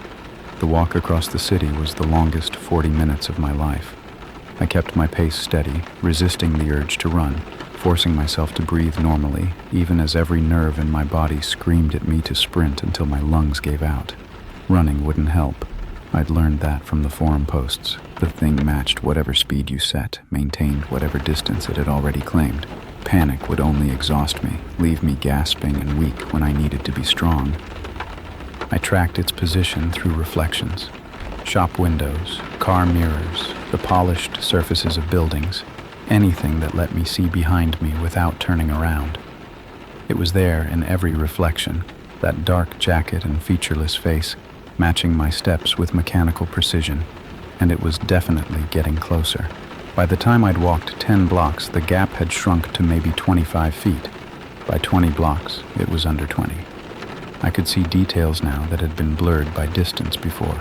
The way its arms hung slightly too long at its sides, the strange smoothness of its movement, like something gliding rather than walking. People passed me on the sidewalk, went about their lives, noticed nothing unusual. A man bumped into me near a crosswalk, apologized, kept walking without a second glance at the faceless thing trailing behind me. I wanted to grab him, shake him, make him see what was so obvious to me. But I knew it wouldn't work. Whatever this thing was, it existed in a space only I could perceive. a private nightmare, tailored specifically for an audience of one. The address I'd found led to a neighborhood I'd never visited, old brownstones crowded together on narrow streets, the kind of area that had probably been working class a century ago and was now filled with artists and students and people who couldn't afford to live anywhere nicer. I found the building easily enough, a 3-story walk-up with a faded awning and a row of buzzers beside the front door. The name on apartment 2B matched the username from the forum post, E. Vasquez. I pressed the buzzer, waited, pressed it again. A voice crackled through the speaker, female, wary. "Who is it?" "My name is Daniel. I found your post online, the one about the thing that follows people." I glanced over my shoulder, 15 feet now, close enough that I could see the slight curve where its smile should be, that terrible line that looked like a mouth but wasn't. "Please, I don't have much time." Silence. Then the buzz of the door unlocking, and I was inside, climbing stairs 2 at a time, putting walls and doors between myself and the thing on the sidewalk. I knew it wouldn't stop it, knew that physical barriers meant nothing to something that existed outside normal space, but the illusion of safety was better than nothing. The woman who opened the door to 2B was younger than I'd expected, maybe 35, with dark hair pulled back from a face that looked like it hadn't slept well in years. She studied me for a long moment, her expression shifting from wariness to recognition to something that looked almost like pity. "You've seen it," she said, not a question. "It's been following me for a week. It's getting closer every day." I was out of breath, my words tumbling over each other. "Your post said you found a way to stop it. Please, you have to tell me." "Come inside." She stepped back, held the door open. "Quickly, before it gets any closer." Her apartment was small and cluttered, every surface covered with books and papers and strange objects I couldn't identify. Crystals, dried herbs, symbols drawn on scraps of parchment. It looked like the workspace of someone who'd spent years studying things that most people pretended didn't exist. She cleared a stack of books from a chair, gestured for me to sit, and lowered herself onto a worn couch across from me. "How close is it now?" she asked. 15 feet, maybe less." She nodded slowly, her expression grim. "That's faster than usual. Most people get at least 2 weeks before it closes to that distance. You must be carrying something heavy." I thought about the lost client, the empty bank account, the loneliness that had been eating me alive for months. I've been going through some stuff. It feeds on that, the isolation, the despair, the feeling that you're disappearing and no one would notice if you were gone. She leaned forward, her eyes locked on mine. "That's what it is, you know. Not a monster, not a demon, a manifestation. It's the shape your pain takes when it gets strong enough to exist outside your head." "That doesn't make sense." "I saw it. It has a body, a face. A face that isn't a face. A body that moves like nothing human." She shook her head. "It's real, but it's also yours. You created it, fed it, gave it enough substance to step out of your mind and into the world, and now it's coming to collect what you owe." I stared at her, trying to process what she was saying. The thing outside wasn't some external threat, some monster that had chosen me at random. It was me, or some part of me, some piece of my suffering given form and set loose to hunt me down. "What happens when it catches me?" I asked, though part of me already knew the answer. "It takes back what you gave it. All the pain, all the despair, all the darkness you've been carrying around. It pulls it back inside itself, and it takes you with it." Her voice was flat, clinical, the voice of someone describing a phenomenon they'd studied for years. "You disappear. Not die, exactly. There's no body, no evidence you were ever here. You just stop existing, another person who fell through the cracks, forgotten by everyone who ever knew them." The silence stretched between us. Outside, somewhere on the street below, the thing that wore my suffering was waiting for me, getting closer with every moment that passed, whether I moved or stood still. You said you stopped it, I finally managed. In your post, you said you found a way. I did. She stood, crossed to a shelf crowded with strange objects, and pulled down a small leather journal. But you're not going to like it. The only way to stop something that's made of your pain is to take the pain back. Face what you've been running from. Feel it, all of it, instead of letting it fester in the dark. That's it. Just feel my feelings. It's not as simple as it sounds. She handed me the journal. You have to do it properly. Acknowledge what you've been carrying, name it, accept that it's part of you, and you have to do it before the distance closes to zero. Once it touches you, it's too late. I looked down at the journal in my hands. The leather was worn soft, the pages filled with cramped handwriting and diagrams I didn't understand. Somewhere outside, the thing was waiting, getting closer. How much time do I have? I asked. She glanced toward the window, and something in her expression made my stomach drop. Less than you think. It's already inside the building. I heard it then. Footsteps in the hallway outside, slow and deliberate. That same measured pace it had used to match my movements on the street. Each step brought it closer to the door, closer to me, and I could feel its presence pressing against the thin walls like a physical weight. What do I do? My voice came out strangled, barely a whisper. I can't face everything right now. There's no time. Then face what you can. Vasquez grabbed my shoulders, forced me to look at her. The journal has a framework, questions to guide you through it, but you don't need all of that. You just need to stop running. Stop pretending the pain isn't there. It's been chasing you because you've been fleeing from it your whole life. The footsteps stopped. Right outside the door, I could see the shadow of it through the gap at the bottom, that dark shape, that impossible silhouette waiting on the threshold. I can't do this. I was shaking now, my whole body trembling with a terror that went deeper than anything I'd ever felt. I don't know how to face it. I don't know how to feel things I've spent my whole life avoiding. Then you'll disappear. Her voice was harsh, unforgiving, like the others, like the person who wrote that forum post you found, who couldn't do what needed to be done and vanished mid-sentence. Is that what you want? No. God, no. Whatever was waiting for me on the other side of that door, whatever pain I'd been carrying for years and decades and my entire miserable life, it was still mine. It was still me. And I wasn't ready to stop existing. The door handle began to turn, slowly, deliberately, with the patience of something that knew it had already won. Now, Vasquez said. It has to be now. I closed my eyes, tried to think about what I'd been running from, what I'd buried so deep that it had grown teeth and learned to walk. It wasn't just the lost client or the empty bank account.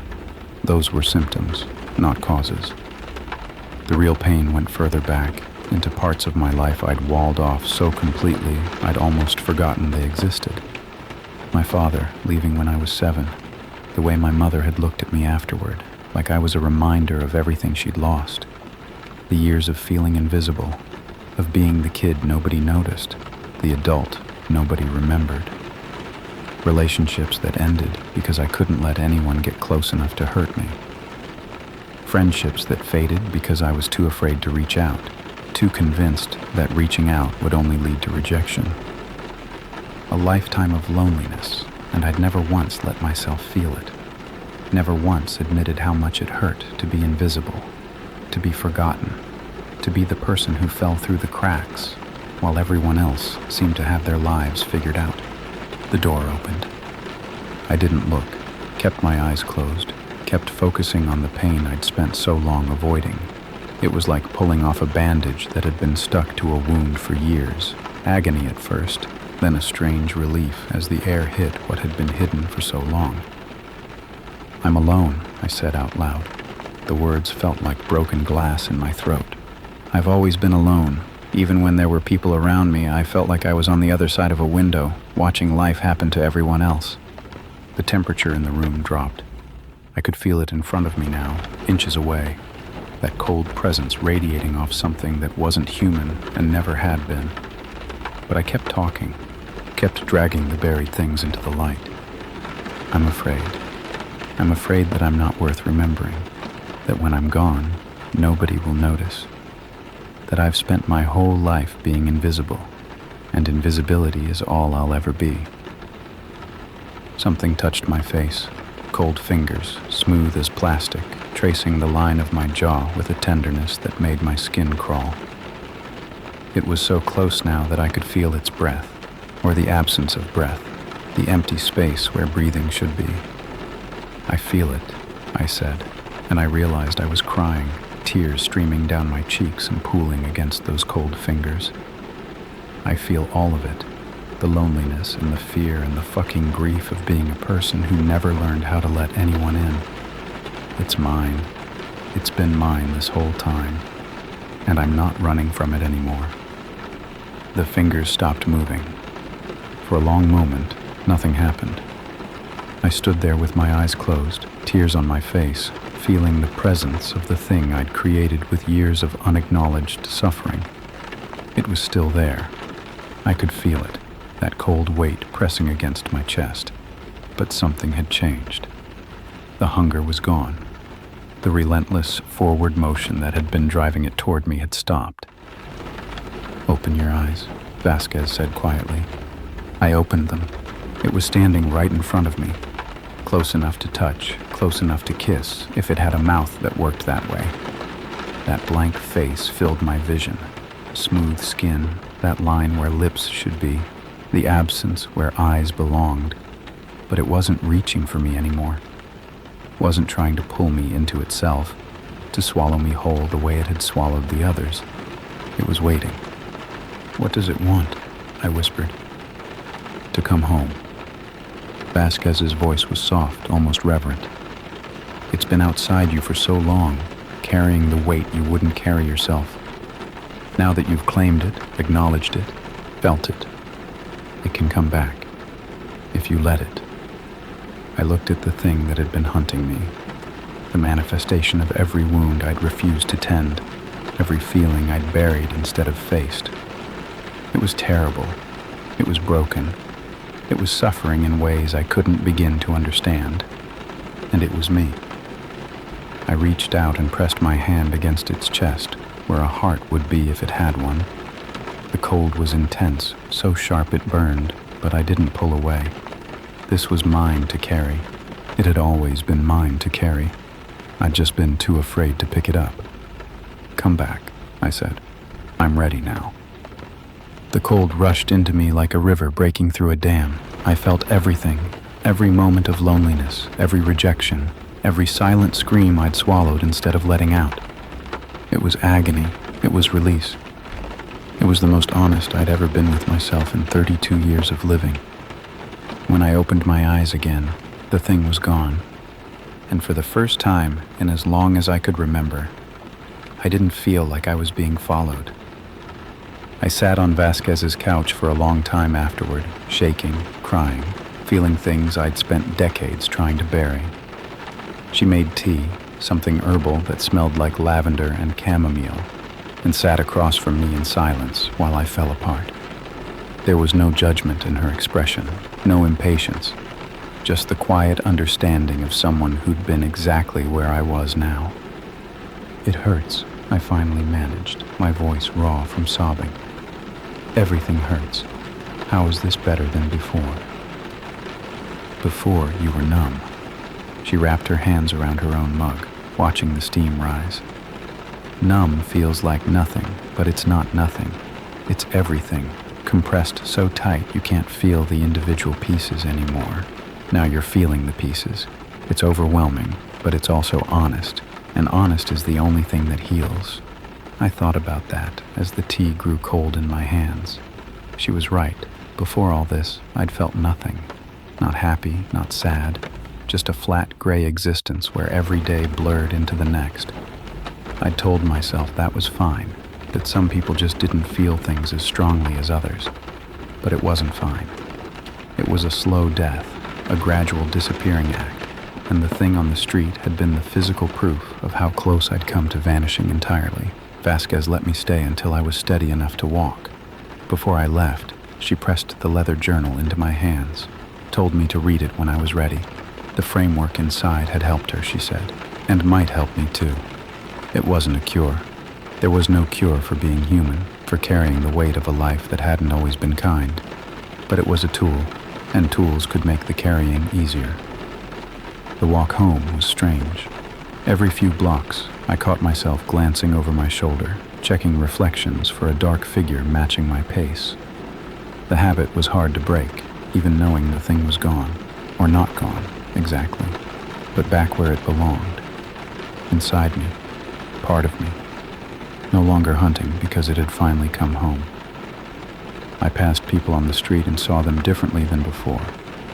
The woman hurrying past with her head down, the man sitting alone on a bench staring at nothing, the teenager with earbuds in and eyes that looked 1,000 miles away. How many of them were carrying something they couldn't face? How many had their own manifestations trailing behind them, invisible to everyone except the person being followed? The city suddenly felt less crowded and more lonely. Millions of people, each one fighting battles nobody else could see. I started therapy the following week. Found a counselor who specialized in depression and isolation, who didn't flinch when I described feeling like I'd been invisible my whole life. I didn't tell her about the faceless thing, about Vasquez, about any of the supernatural horror that had forced me to finally look at myself. Some things can't be explained to people who haven't lived them, but I told her about the loneliness, the fear, the decades of running from feelings I didn't know how to face. And she listened without judgment, asked questions that made me think, helped me start building a framework for carrying what I'd taken back. It wasn't easy. There were days when the weight of everything I was finally letting myself feel seemed unbearable, when I wanted nothing more than to go back to being numb. But I'd seen what numbness created, that thing on the street, that blank face getting closer every day, and I knew I couldn't go back. The only way out was through, and through meant feeling things I'd spent a lifetime avoiding. I reached out to Marcus, the friend who'd laughed when I told him about the figure following me. Apologized for withdrawing, for letting our friendship fade into occasional texts and hollow promises to get together soon. He was surprised to hear from me, but not unhappy. We met for drinks, then dinner, then a regular Tuesday hangout that became the highlight of my week. It turned out that connection wasn't as terrifying as I'd always believed. It just required showing up, being honest, letting someone see the parts of myself I'd always kept hidden. I found new clients, rebuilt my savings, started sleeping better than I had in years. The gray flatness that had characterized my life before began to lift, replaced by something more textured, not always happy, but always real. I felt things now. Sadness when things went wrong, joy when they went right, the whole messy spectrum of human emotion that I'd been avoiding since I was 7 years old and my father walked out the door.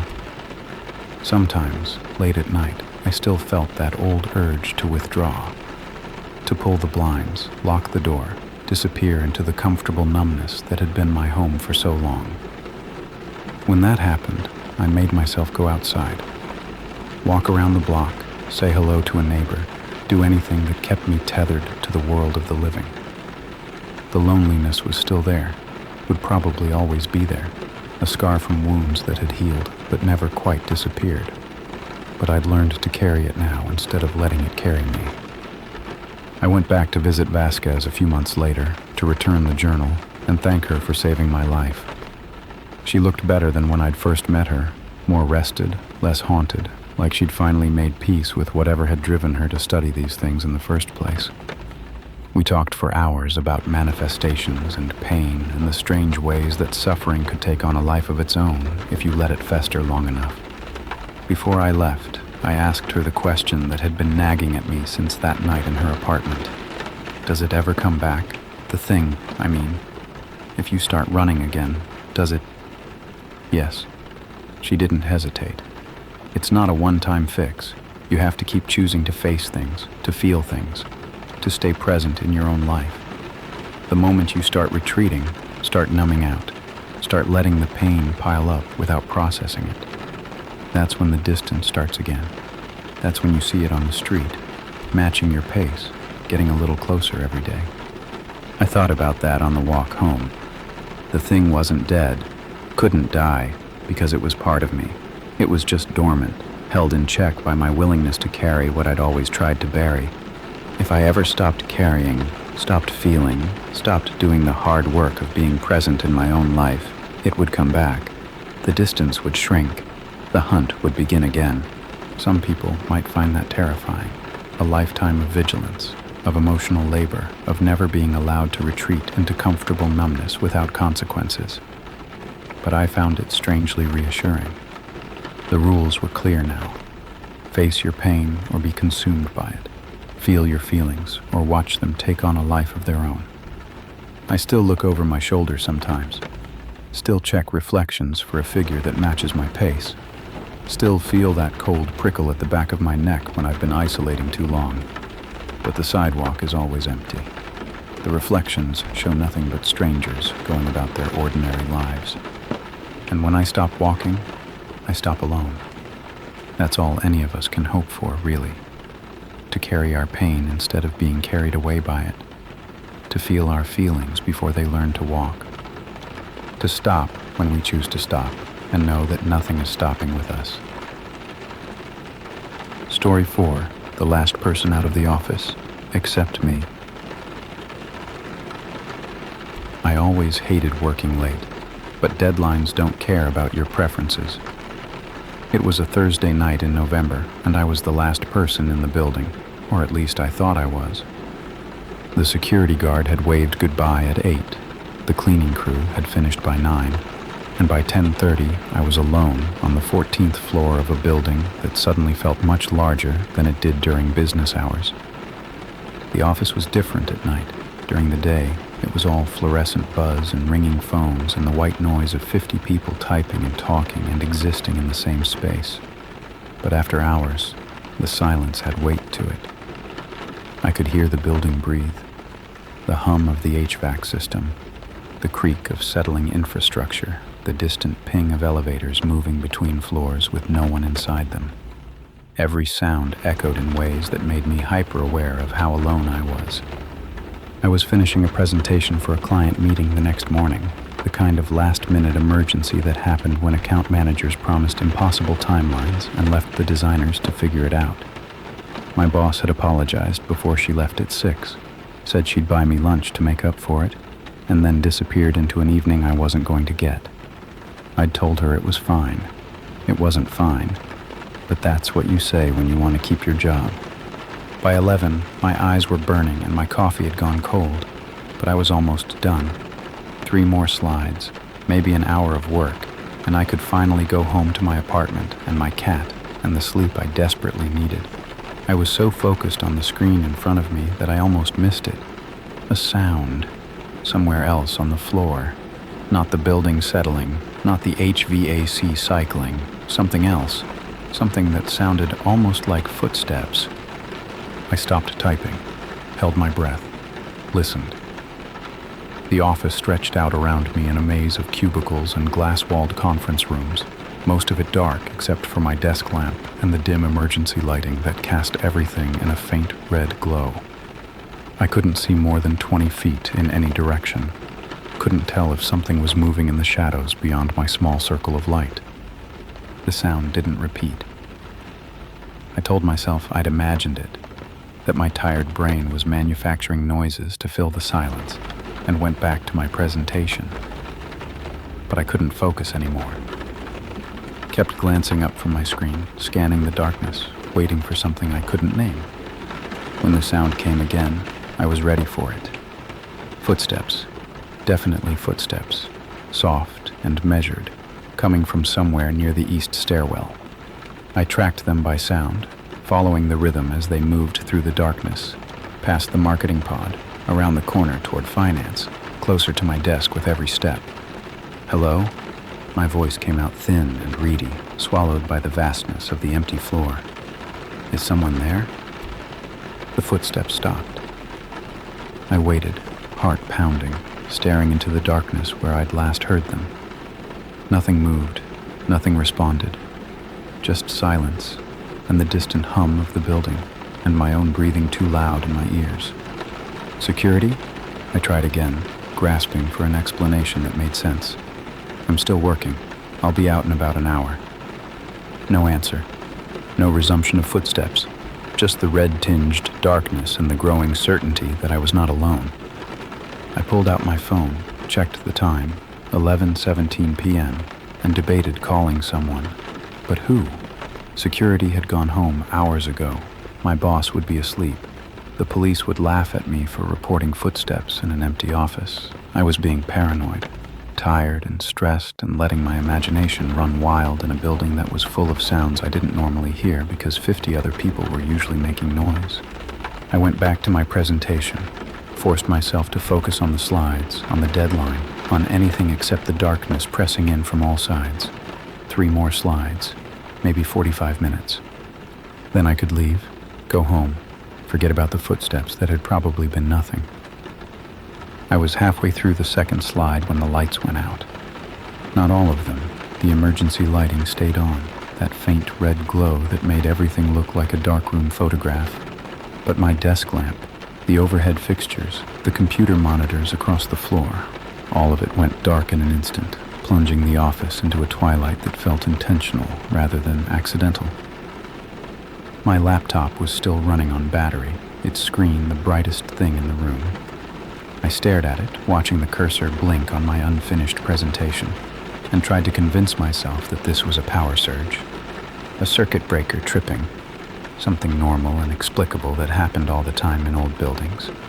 But the emergency lights were still on, which meant the power wasn't completely out. Just the lights. Just the things that would let me see whatever was moving through the darkness toward me. I heard the footsteps again. Closer now. No longer trying to be quiet, moving through the cubicle farm with a purpose that made my blood run cold. Whoever was out there knew I was here, knew exactly where I was sitting, backlit by my laptop screen, visible from anywhere on the floor. I grabbed my phone, my keys, my bag, left the laptop, left the presentation, left everything that wasn't essential for getting out of this building as fast as possible. The elevators were 100 feet away, past rows of cubicles I couldn't see into, past corners where anyone could be waiting. The stairs were closer, maybe 50 feet, but they meant going toward the sound of the footsteps rather than away. I chose the elevators, moved as quietly as I could through the maze of desks, my eyes straining against the red darkness, my ears tracking the footsteps that seemed to be paralleling my movement. When I turned left, they turned left. When I sped up, they sped up, like something was hurting me, guiding me toward a destination I hadn't chosen. The elevator bank appeared out of the darkness, 4 metal doors reflecting the dim emergency lighting. I pressed the down button, heard the distant whir of machinery responding, and watched the floor indicator climb toward 14, 6, 7, 8. The footsteps stopped. I turned around, back pressed against the cold metal of the elevator doors, and scanned the darkness. Rows of cubicles stretched out before me, identical and anonymous, their contents invisible in the red-tinged gloom. Nothing moved, nothing breathed, but I could feel something there, just beyond the edge of my vision, watching me with an attention that raised every hair on my body. The elevator dinged. The doors slid open behind me. I didn't look to see if the car was empty, just threw myself backward, slammed my hand against the lobby button, and watched the doors close on a darkness that seemed to pulse with presence. The last thing I saw before the doors sealed shut was a figure, standing at the edge of the cubicle maze, maybe 30 feet away. Too dark to see clearly, too still to be human, its outline wrong in ways I couldn't articulate. And it was waving goodbye. The elevator descended in silence, each floor ticking past on the digital display with agonizing slowness. 13, 12, 11. I pressed myself into the corner of the car, watching the doors like they might open at any moment and reveal the thing I'd seen in the darkness. My breath came in shallow gasps that fogged in the suddenly cold air, and I realized my hands were shaking so badly I could barely hold my phone. I tried to call someone, anyone, but the signal was dead. No bars, No connection, nothing but a useless piece of glass and circuitry in my trembling fingers. The elevator continued its descent, passing floor after floor, and I watched the numbers count down like a countdown to something I didn't want to witness. The car stopped on the lobby level with a cheerful ding that felt obscene given what I'd just experienced. The doors slid open onto the marble expanse of the ground floor, emergency lighting casting the same red glow as upstairs. The security desk was empty, the revolving doors motionless, the entire space abandoned in a way that felt wrong even for midnight on a Thursday. I ran, sprinted across the lobby, slammed into the revolving door, pushed through onto the sidewalk outside. The city greeted me with cold November air and the distant sound of traffic, blessedly normal after the nightmare of the 14th floor. I didn't stop until I was a full block away, bent over a trash can, trying not to throw up from the adrenaline still flooding my system. When I finally caught my breath, I looked back at the building. 30 stories of glass and steel, most of its windows dark, just another office tower in a city full of them. I scanned the 14th floor, counting up from the ground, and saw nothing unusual. No figure silhouetted against the emergency lighting, no sign that anything had been there at all. I told myself I'd imagined it. Stress, exhaustion, the paranoid fantasies of someone who'd been working too hard for too long. The footsteps had probably been security making rounds I didn't know about. The lights had been a circuit issue. The figure had been a coat rack or a shadow or some trick of my overtired eyes. I almost believed it, almost convinced myself to laugh it off and take a cab home and never think about it again. Then I saw the wave. 14th floor, third window from the left. A shape, darker than the darkness around it, pressed against the glass from inside. One arm raised, moving slowly back and forth in that same deliberate wave I'd seen from the elevator, saying goodbye, or maybe hello. Or maybe something else entirely, something that didn't translate into any gesture humans would recognize. I ran again. Didn't stop until I was home, door locked, lights on, cat clutched against my chest like a furry shield against the impossible. I didn't sleep that night, just sat on my couch, watching the windows, waiting for something to press its face against the glass from outside. Nothing came. The night passed, the sun rose, and my apartment looked exactly the same as it always did, small and cluttered and utterly mundane. I called in sick to work, told my boss I'd finished the presentation remotely and emailed it from my personal laptop. She didn't question it, didn't ask why I sounded like I'd been crying or why I refused to say when I'd be back. I spent the day researching the building, its history, its former tenants, any stories or legends that might explain what I'd seen. What I found wasn't reassuring. The building had been constructed in 1987, a standard commercial development designed to maximize floor space and minimize character. But before the building, there had been something else on that land, a smaller structure, a manufacturing facility that had operated from 1923 until a fire destroyed it in 1952. The fire had killed 17 workers, most of them trapped on the upper floors when the stairwells collapsed. The bodies had been recovered, the site had been cleared, and everyone had moved on. Everyone except, apparently, whatever I'd encountered on the 14th floor. I found an article from 2003 buried in the archives of a local newspaper describing a security guard who'd quit after 3 nights on the job.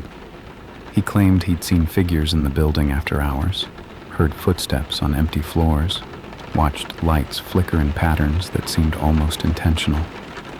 The company had dismissed his concerns, hired a replacement, and never mentioned the incident again. Another article from 2011, an analyst at a hedge fund on the 22nd floor, found dead at his desk on a Saturday morning. The official cause was a heart attack, but his colleagues said he'd been working late every night for weeks, claimed he'd been hearing things, seeing things, that he couldn't leave until he figured out what was happening. The article included a quote from his widow. He said there was something in the building that wouldn't let him go. The more I searched, the more I found. Not a flood of evidence, but a trickle. Scattered incidents over decades, employees who quit without explanation, late-night workers who reported strange experiences and were quietly encouraged to seek mental health support. The building had a history, even if no one wanted to talk about it. A history of people who stayed too late and encountered something that shouldn't exist. And now, I was one of them. I returned to work on Monday, not because I wanted to, but because I couldn't afford not to. Bills don't pay themselves, and I'm afraid of ghosts isn't an acceptable reason for extended leave. I told myself I'd be careful. Leave by 6 every day, never stay past dark, avoid the 14th floor entirely if I could help it. The thing had only appeared at night. As long as I respected those boundaries, I'd be fine. I made it 3 days before the boundaries stopped mattering. It was Wednesday afternoon, bright autumn sunlight streaming through the windows, the office humming with the normal noise of a normal workday. I was at my desk, answering emails, when I felt it. That prickling sensation at the back of my neck, the awareness of being watched by something I couldn't see. I looked up, scanned the office, the cubicles, the glass-walled conference rooms where my colleagues held meetings and discussed quarterly targets. Everything looked normal. Everything was normal, except for the figure standing in the corner of the conference room 20 feet away. It was there, in broad daylight, surrounded by people who didn't seem to notice it existed. That same wrong silhouette, that same impossible stillness, watching me through the glass with attention that felt like pressure against my skin. And as I stared, frozen at my desk, it raised one arm and waved. I left the office immediately, grabbed my bag, told my boss I felt sick, and walked out without looking back. I could feel it watching me all the way to the elevator, that heavy attention pressing against my spine like a hand about to close. When the doors opened, I threw myself inside and punched the lobby button so hard my finger ached. The ride down felt endless. I kept expecting the elevator to stop, to open onto an empty floor where the figure would be waiting. But it descended smoothly, deposited me in the sunlit lobby, and let me escape into a city that didn't seem to notice anything was wrong. I walked for hours, through crowded streets and quiet parks and neighborhoods I'd never visited, putting as much distance between myself and that building as my legs could manage. The figure didn't appear again, not in shop windows, not on street corners, not in any of the reflective surfaces I compulsively checked every few seconds. By evening, I'd almost convinced myself that I'd imagined it. Stress hallucination, temporary psychotic break, anything except the alternative. Then I got home and found my cat staring at the corner of my living room, fur raised, growling at something I couldn't see. I didn't sleep that night either, just sat on my couch with every light blazing, watching my cat track invisible movement around the apartment. Whatever had been in that building had followed me home. It wasn't bound to the 14th floor, wasn't limited to the space where 17 workers had burned to death 70 years ago. It was attached to me now, and I had no idea how to make it let go. The next morning I called in sick again and went to the library. Not for books, for archives, for records, for anything that might explain why this thing had chosen me out of all the people who worked in that building. There had to be a reason. The security guard in 2003 had quit after 3 nights and never been bothered again. The analyst in 2011 had worked there for years before something changed. What made some people targets and others invisible? I spent hours combing through old newspaper clippings, property records, employee lists from the original manufacturing facility. The fire in 1952 had been extensively documented. A faulty electrical system, flames spreading too fast for evacuation, 17 people dead before the fire department could respond. The victims' names were listed in a memorial article from the following year, and I read through them one by one, looking for something that might connect to my own life. Margaret Holloway, 34, seamstress. Peter Chen, 52, floor supervisor. Dorothy Marks, 28, quality inspector. Name after name, life after life, people who'd gone to work one morning and never come home. I didn't recognize any of them, had no connection to anyone on the list, no family history with the building or the company that had owned it. But then I found the photograph. It was in a memorial booklet published by the company after the fire, a small sepia-toned image of the workers gathered outside the factory on what must have been a happier day. They stood in rows, smiling at the camera, their faces frozen in a moment decades before their deaths. I scanned the photo without much hope, looking for anything unusual, and almost missed her entirely. Third row, far left. A woman in her early 30s, dark hair pinned up under a cap, looking directly at the camera with an expression that seemed almost knowing. She was unremarkable in every way, except one. She looked exactly like me, not similar, not vaguely resembling, exactly like me, down to the shape of my jaw and the slight asymmetry of my eyes and the way my mouth curved when I wasn't quite smiling. I stared at that photograph for a long time, trying to convince myself it was coincidence, pareidolia, my brain finding patterns where there weren't any. But I knew it wasn't coincidence. Knew it the same way I'd known the footsteps weren't my imagination, the same way I'd known the figure in the conference room was real even though no one else could see it. The woman in the photograph was listed in the caption as Ruth Carver, 31, assembly line worker, one of the 17 who'd died in the fire, and she looked so much like me that she could have been my twin. I dug deeper. Found Ruth Carver's immigration records from 1918, her marriage certificate from 1921, the birth certificate of her daughter from 1923. The daughter had survived the fire, had been homesick that day, spared by chance from the fate that claimed her mother. I traced the family line forward through census records and obituaries and the digital breadcrumbs people leave behind, and I found what I was afraid I'd find. Ruth Carver's daughter had married, had children of her own, and those children had married and reproduced and scattered across the country. One branch of that family tree had ended up in Ohio, where a woman named Sarah Carver had married a man named Michael Torres and given birth to a daughter in 1989. Me. I was Ruth Carver's great-great-granddaughter. I'd taken a job in a building constructed on the site where my ancestor had burned to death, and something had recognized me. Something had been waiting. That night I saw it again, standing in my bedroom doorway, that featureless silhouette backlit by the hallway light, watching me with attention that felt almost hungry. I didn't scream, didn't run, just lay there in my bed staring back at the thing that had crossed 70 years and 4 generations to find me. "Ruth?" I whispered. "Is that you?" The figure tilted its head. That same slow, deliberate movement I'd seen in the office, the conference room, every encounter since this nightmare began. It raised one arm in that familiar wave, and I realized for the first time that it wasn't saying goodbye. It was beckoning, asking me to follow. "What do you want?" My voice cracked on the question. "Why are you following me?" The figure didn't answer. Couldn't answer, maybe.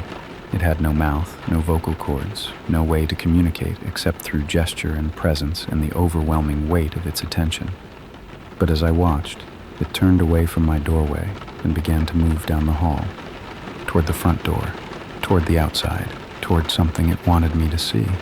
I should have stayed in bed, should have pulled the covers over my head and waited for morning and pretended none of this was happening. But Ruth Carver had died 70 years ago, and her ghost, or whatever this was, had traveled across time and blood to find me. The least I could do was find out why. I got out of bed and followed. The figure led me through the city at 3 a.m., down empty streets and through silent intersections, past closed shops and sleeping apartments and all the places where normal people lived normal lives. I followed in my pajamas and sneakers, not caring how I looked, not caring about anything except the shape moving through the darkness ahead of me. It never looked back to check if I was following. It already knew I would. We walked for almost an hour, through neighborhoods I recognized and ones I didn't, past landmarks I'd seen 1,000 times and corners I'd never noticed. The city felt different at this hour, stripped down to its bones, all the noise and chaos removed to reveal something older underneath. I understood in some dim way that I was seeing it the way Ruth had seen it, the way it had looked in 1952, before the fire, before the building, before everything that came after. The figure stopped at a small park I'd never visited, a square of grass and benches surrounded by apartment buildings that had probably been there since the 1920s. In the center of the park stood a statue I couldn't make out in the darkness, some civic monument to an event I didn't know. The figure stood before it, perfectly still, and waited for me to catch up. I approached slowly, my breath fogging in the November air. As I got closer, I could see what the statue depicted: a bronze woman, arms raised, surrounded by flames that twisted up from a pedestal inscribed with words I had to squint to read in the darkness. In memory of the 17 workers who perished in the Carver manufacturing fire of 1952, may they never be forgotten. Carver Manufacturing. I hadn't made the connection before. Ruth Carver, assembly line worker, employed by a company that shared her name. But the company hadn't been named after her. It had been named after her husband, William Carver, who'd owned the factory where his own wife had died. The figure turned to face me. In the faint light from the surrounding buildings, I could almost see features forming in that blank face. The suggestion of eyes, of a mouth, of an expression that might have been sorrow or might have been rage. "What happened?" I asked. "What do you want me to know?" It raised one arm and pointed at the base of the statue. I knelt down, running my fingers over the bronze plaque, and found what it wanted me to find. A name that had been scratched out, gouged from the metal with something sharp, leaving only a rough patch where letters should have been. The 17th name on a memorial for 17 victims. Someone had erased Ruth Carver from the monument dedicated to her death. I looked up at the figure, understanding beginning to dawn. "Your husband did this, William. He removed your name." The figure nodded, the first direct response it had given me, the first confirmation that something thinking and feeling existed behind that featureless face. It pointed again, not at the statue this time, but at something behind it. A bench, partially hidden by overgrown bushes, with something sitting on its weathered wooden slats. I walked around the statue and found a box. Old, rusted, the kind of metal container that might have held tools or documents a lifetime ago. It had been placed there recently. I could see the marks in the grass where someone had set it down, but it looked like it had been buried for decades. Inside was a stack of papers, yellowed and fragile, held together with a rubber band that crumbled when I touched it. Letters, I realized as I carefully spread them out. Dozens of letters, all in the same handwriting, all addressed to the same person. Ruth Carver, written in a woman's careful script from someone named Dorothy Marks. Dorothy Marks, the quality inspector from the memorial list, another victim of the fire. I read the letters by the light of my phone, my hands shaking as the truth assembled itself from fragments. Ruth and Dorothy had been in love.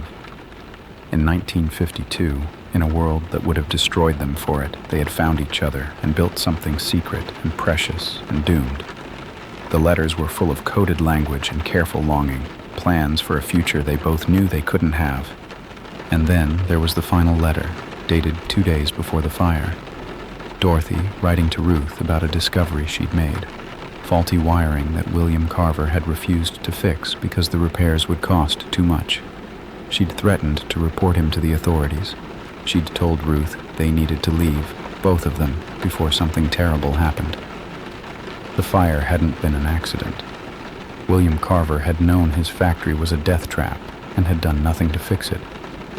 And when Dorothy had threatened to expose him, he'd let the disaster happen, maybe even helped it along, to silence her and punish the wife who'd betrayed him. Then he'd erased Ruth's name from the memorial, written her out of history, made sure that no one would ever know what she'd meant to the woman who'd died beside her. I looked up from the letters. The figure, Ruth, stood at the edge of the clearing, watching me with an intensity that no longer felt threatening. She'd waited 70 years for someone to find the truth, had haunted the building where she'd died, searching for someone who could see her, who could hear her, who could finally understand what had been taken from her. And then I'd walked in. Her blood, her face, her descendant, come home without even knowing it. "You want people to know," I said. "You want the truth to come out." Ruth nodded. I can do that. I gathered the letters carefully, placed them back in the box. I'll find a way. I'll make sure everyone knows what he did. The figure began to change. That featureless face softened, and for just a moment, a fraction of a second, I saw her. Really saw her, not as a silhouette or a shadow, but as a woman. Dark hair, kind eyes, a mouth that curved into a smile I recognized from my own mirror. She was beautiful. She was grateful. She was finally, after 70 years, at peace. She raised her hand one last time, not beckoning now, not waving goodbye, just waving. A simple gesture, grandmother to grandchild across the gulf of decades. Then she was gone, dissolving into the November air like morning fog, leaving me alone in a park with a box full of secrets and a truth that had waited too long to be told. The sun was starting to rise by the time I made it home. I sat on my couch with the letters spread out before me, reading them again and again, memorizing every word of the love story that had ended in fire and erasure and 70 years of haunting. I knew what I had to do, who to call, what to say, how to make the world listen to a story it had forgotten. It wouldn't be easy. William Carver was long dead, his company dissolved, his crimes buried under decades of progress and indifference. But the truth has a weight that doesn't diminish with time. And Ruth had given me everything I needed to make sure her name, and Dorothy's name, would never be forgotten again. It took 3 months to tell the story properly. I started with a journalist I'd gone to college with, someone who worked for the city's largest newspaper and had a reputation for taking on historical injustices that other reporters ignored. She was skeptical at first.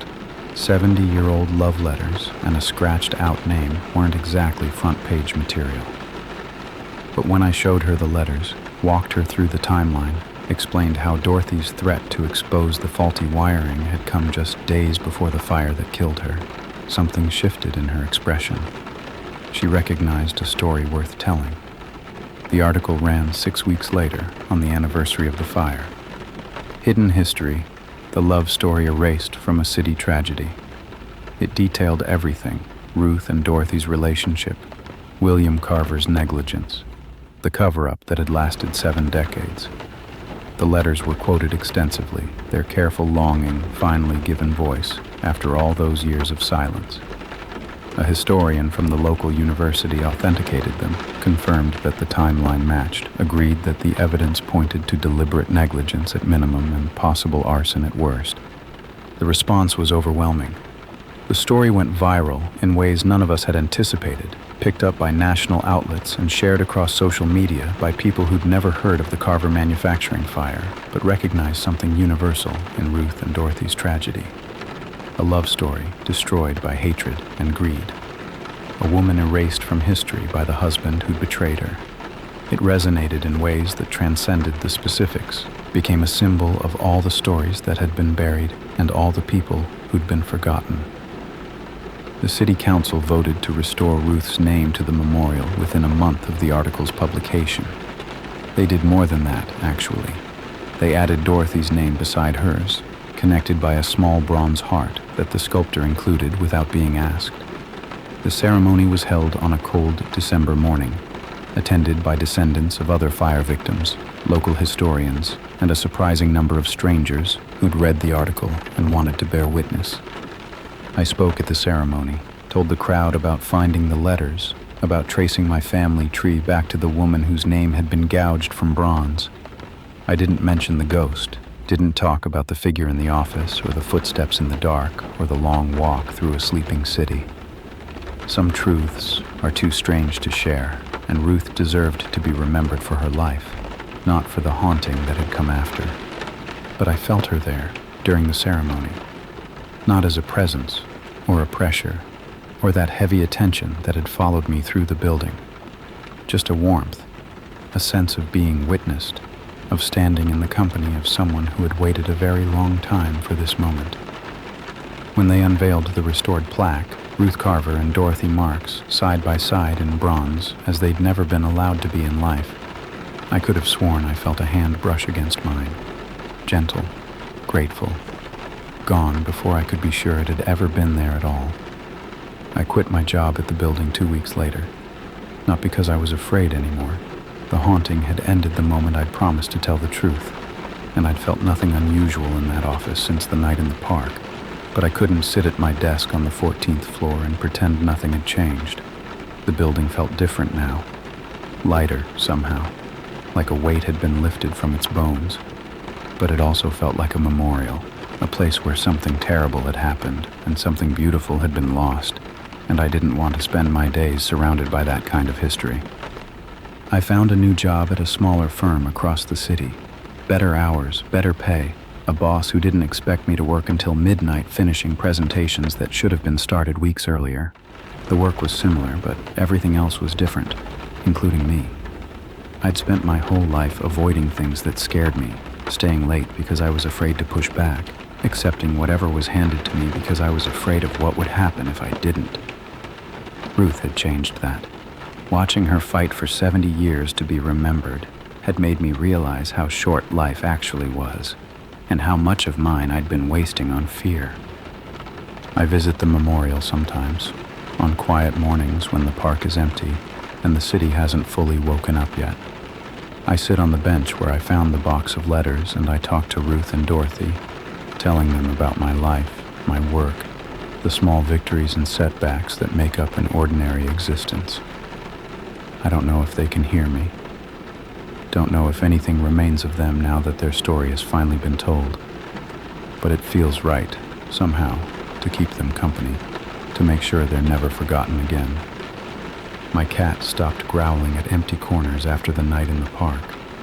Whatever presence had followed me home, whatever piece of Ruth had attached itself to her descendant, it was gone now. The apartment felt normal again. Just a small space full of ordinary objects, no shadows moving at the edge of vision, no footsteps echoing from rooms where no one walked. But sometimes, late at night, I still think about that wave.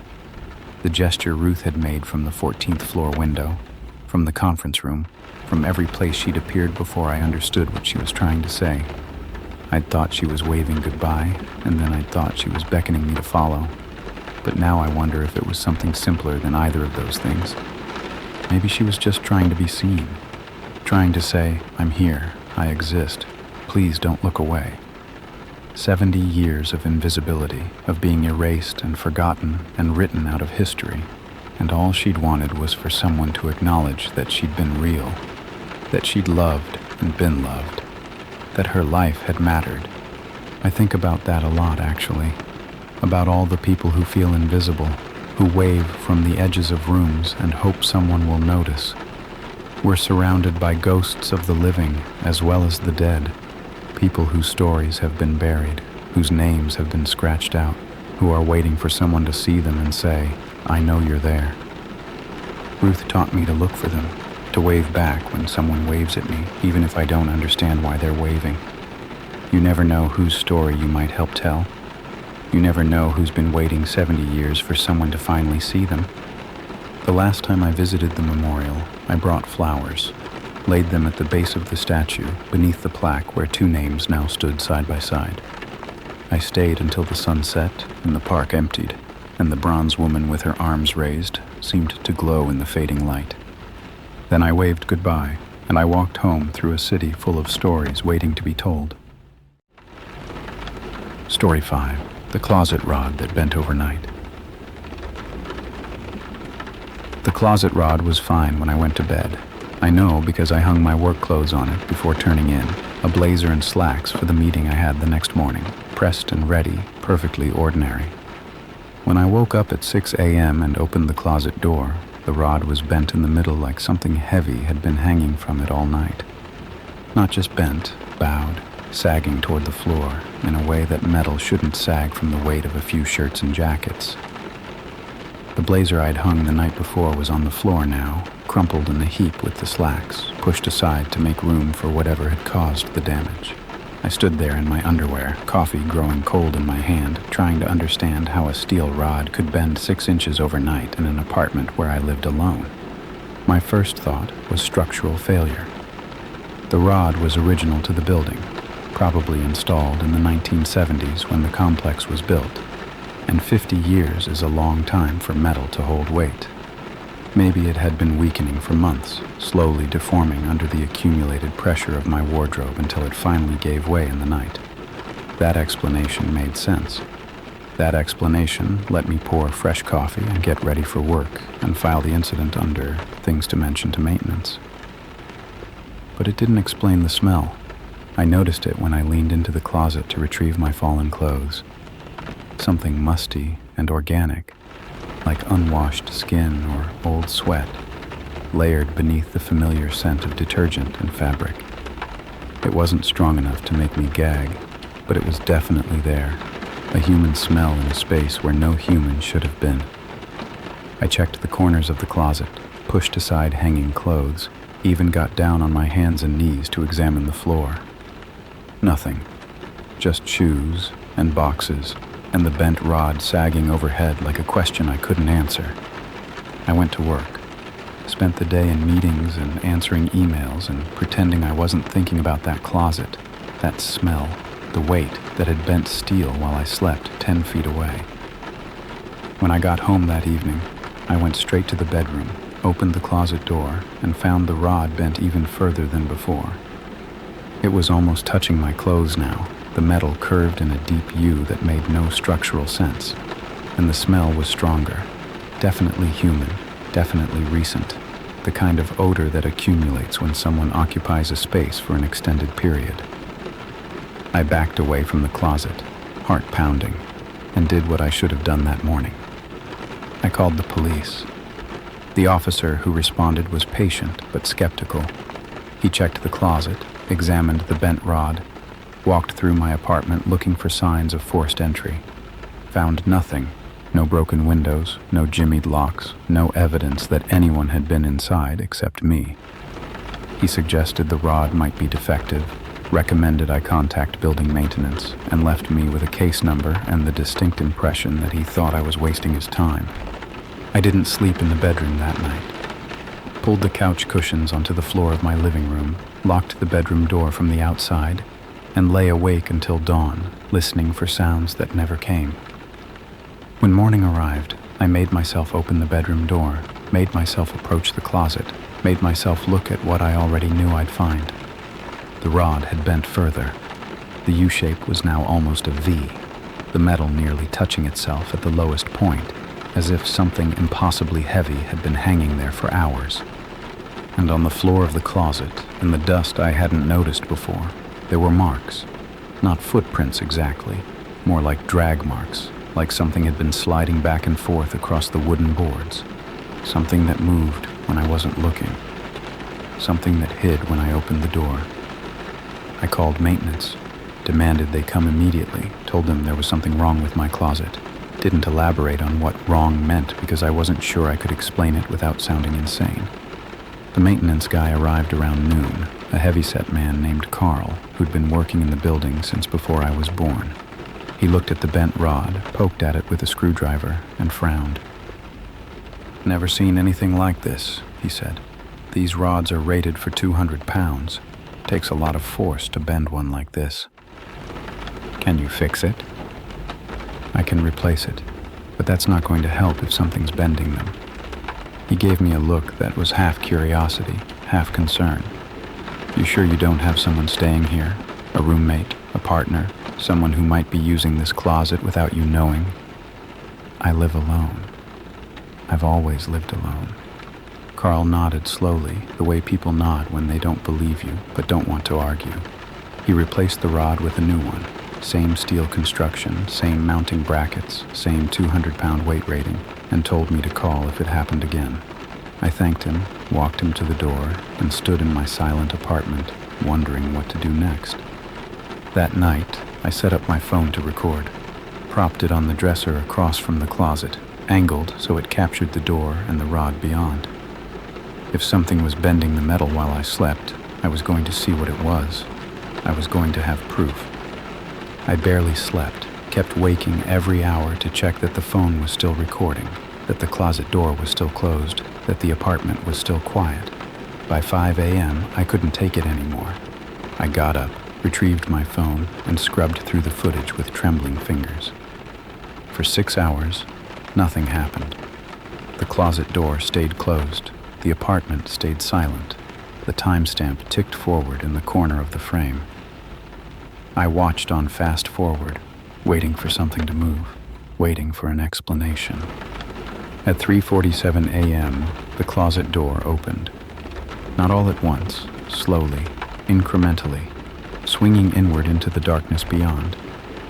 The camera couldn't see inside the closet from its angle, could only capture the door's movement and the black rectangle of space it revealed. The door stayed open for approximately 4 minutes, and during those 4 minutes, the new rod, the one Carl had installed just that afternoon, began to bend.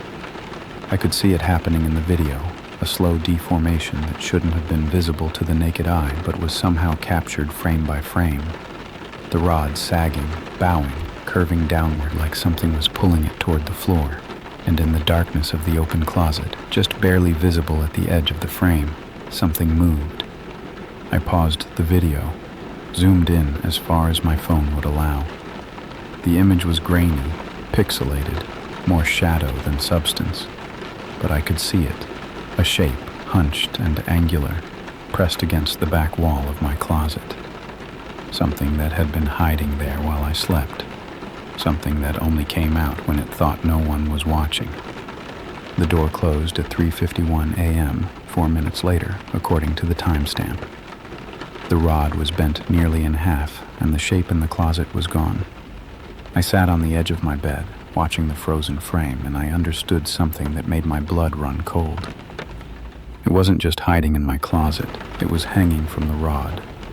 Every night, while I slept, something was hanging in my closet like a coat on a hook, and I had no idea how long it had been there. I didn't go to work that day.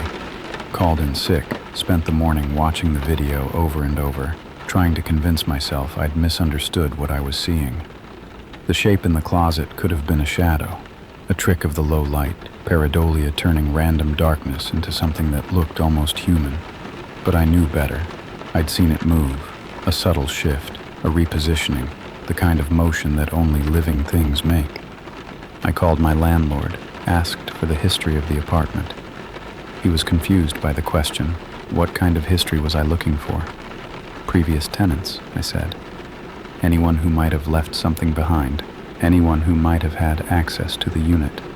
He pulled the records, told me the apartment had been vacant for almost a year before I moved in. The previous tenant had broken their lease unexpectedly, left in the middle of the night without explanation, forfeited their deposit rather than deal with the move-out process. Before that, the unit had been occupied continuously since 1986. Why do you ask? The landlord wanted to know. I told him I'd found some old belongings in the closet, wanted to return them to their owner. A lie, but easier than the truth.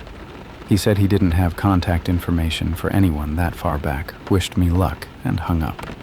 I spent the afternoon researching the building, found property records, construction permits, a brief mention in a 1975 newspaper article about new housing developments in the area.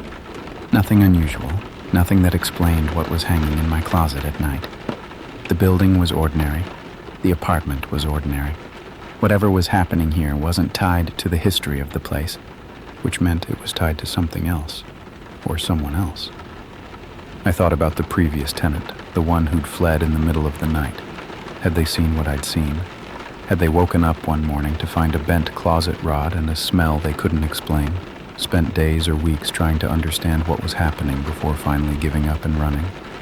The landlord had said they'd forfeited their deposit.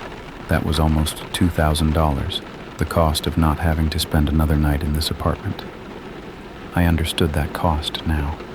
Understood it more with every hour I spent in the living room, refusing to enter the bedroom, refusing to go anywhere near that closet. But I couldn't run. Couldn't afford to break my lease. Couldn't afford to start over somewhere else. Couldn't afford to let fear drive me out of my own home. If something was living in my closet, I needed to know what it was, needed to understand it before I could figure out how to make it leave. That evening, I set up a more elaborate recording system. My laptop webcam pointed at the closet, my phone as a backup angle, a motion-activated security camera I'd bought at the hardware store that afternoon. I turned on every light in the bedroom, left the closet door open so the cameras could see inside, and retreated to the living room to watch the feeds on my tablet. For 3 hours, nothing happened. The closet sat empty in the bright light of the bedroom, its contents clearly visible. Hanging clothes, stacked boxes, the new rod Carl had installed gleaming overhead. No shapes in the shadows, no movement, no sign that anything had ever been there at all. I started to wonder if I'd imagined the whole thing, if the video from the night before had been a glitch, a compression artifact, my exhausted brain seeing patterns in digital noise. The rational part of my mind latched onto that explanation, started building a case for stress-induced hallucination, for the power of suggestion turning ordinary shadows into monsters. Then the lights in the bedroom went out. Not the whole apartment, just the bedroom, every bulb dying simultaneously despite being on different circuits. The camera feeds went dark for a moment, then switched to night vision, painting the room in that eerie green-gray glow that made everything look like a scene from a horror movie. I watched the tablet screen, barely breathing, as something emerged from behind the clothes in my closet. It unfolded. That's the only word that fits. It unfolded from a space too small to contain it, limbs extending from a compressed core like a spider emerging from an egg sac. The shape was vaguely humanoid but wrong in every proportion. Arms too long, torso too narrow, a head that seemed to have no face but oriented toward the cameras with clear awareness. It moved with a jerky, stop-motion quality, as if it existed in a different frame rate than the rest of reality, and then it looked directly at the camera. Not toward the camera, at it. With intention, with recognition, with the sudden understanding that it was being watched. The faceless head tilted, considering, and I could feel its attention through the screen like a physical weight. It knew. It knew I was watching. Knew I had seen it the night before. Knew that I was no longer an oblivious host, but a witness to something I was never supposed to see. The thing reached up and grabbed the closet rod. I watched the metal bend in real time, the steel deforming like putty under its grip. It pulled itself up, folding those impossible limbs, compressing its body into a shape that could hang from the rod like a garment. The posture was almost peaceful, an imitation of rest, of dormancy, of something pretending to be inanimate while it waited for the lights to come back on. But before it finished settling, it turned its head toward the camera one more time, and it waved. Not a human wave.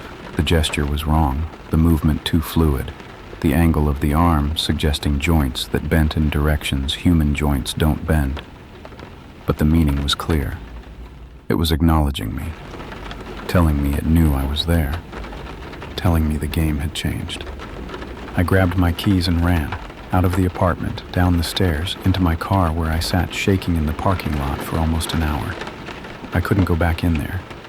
Couldn't sleep in a place where that thing was waiting, where it had seen me watching and decided to wave hello. But I also couldn't leave. My whole life was in that apartment. My clothes, my laptop, the documents I needed for work, everything I owned. Running meant starting over with nothing, and I didn't have the resources for that.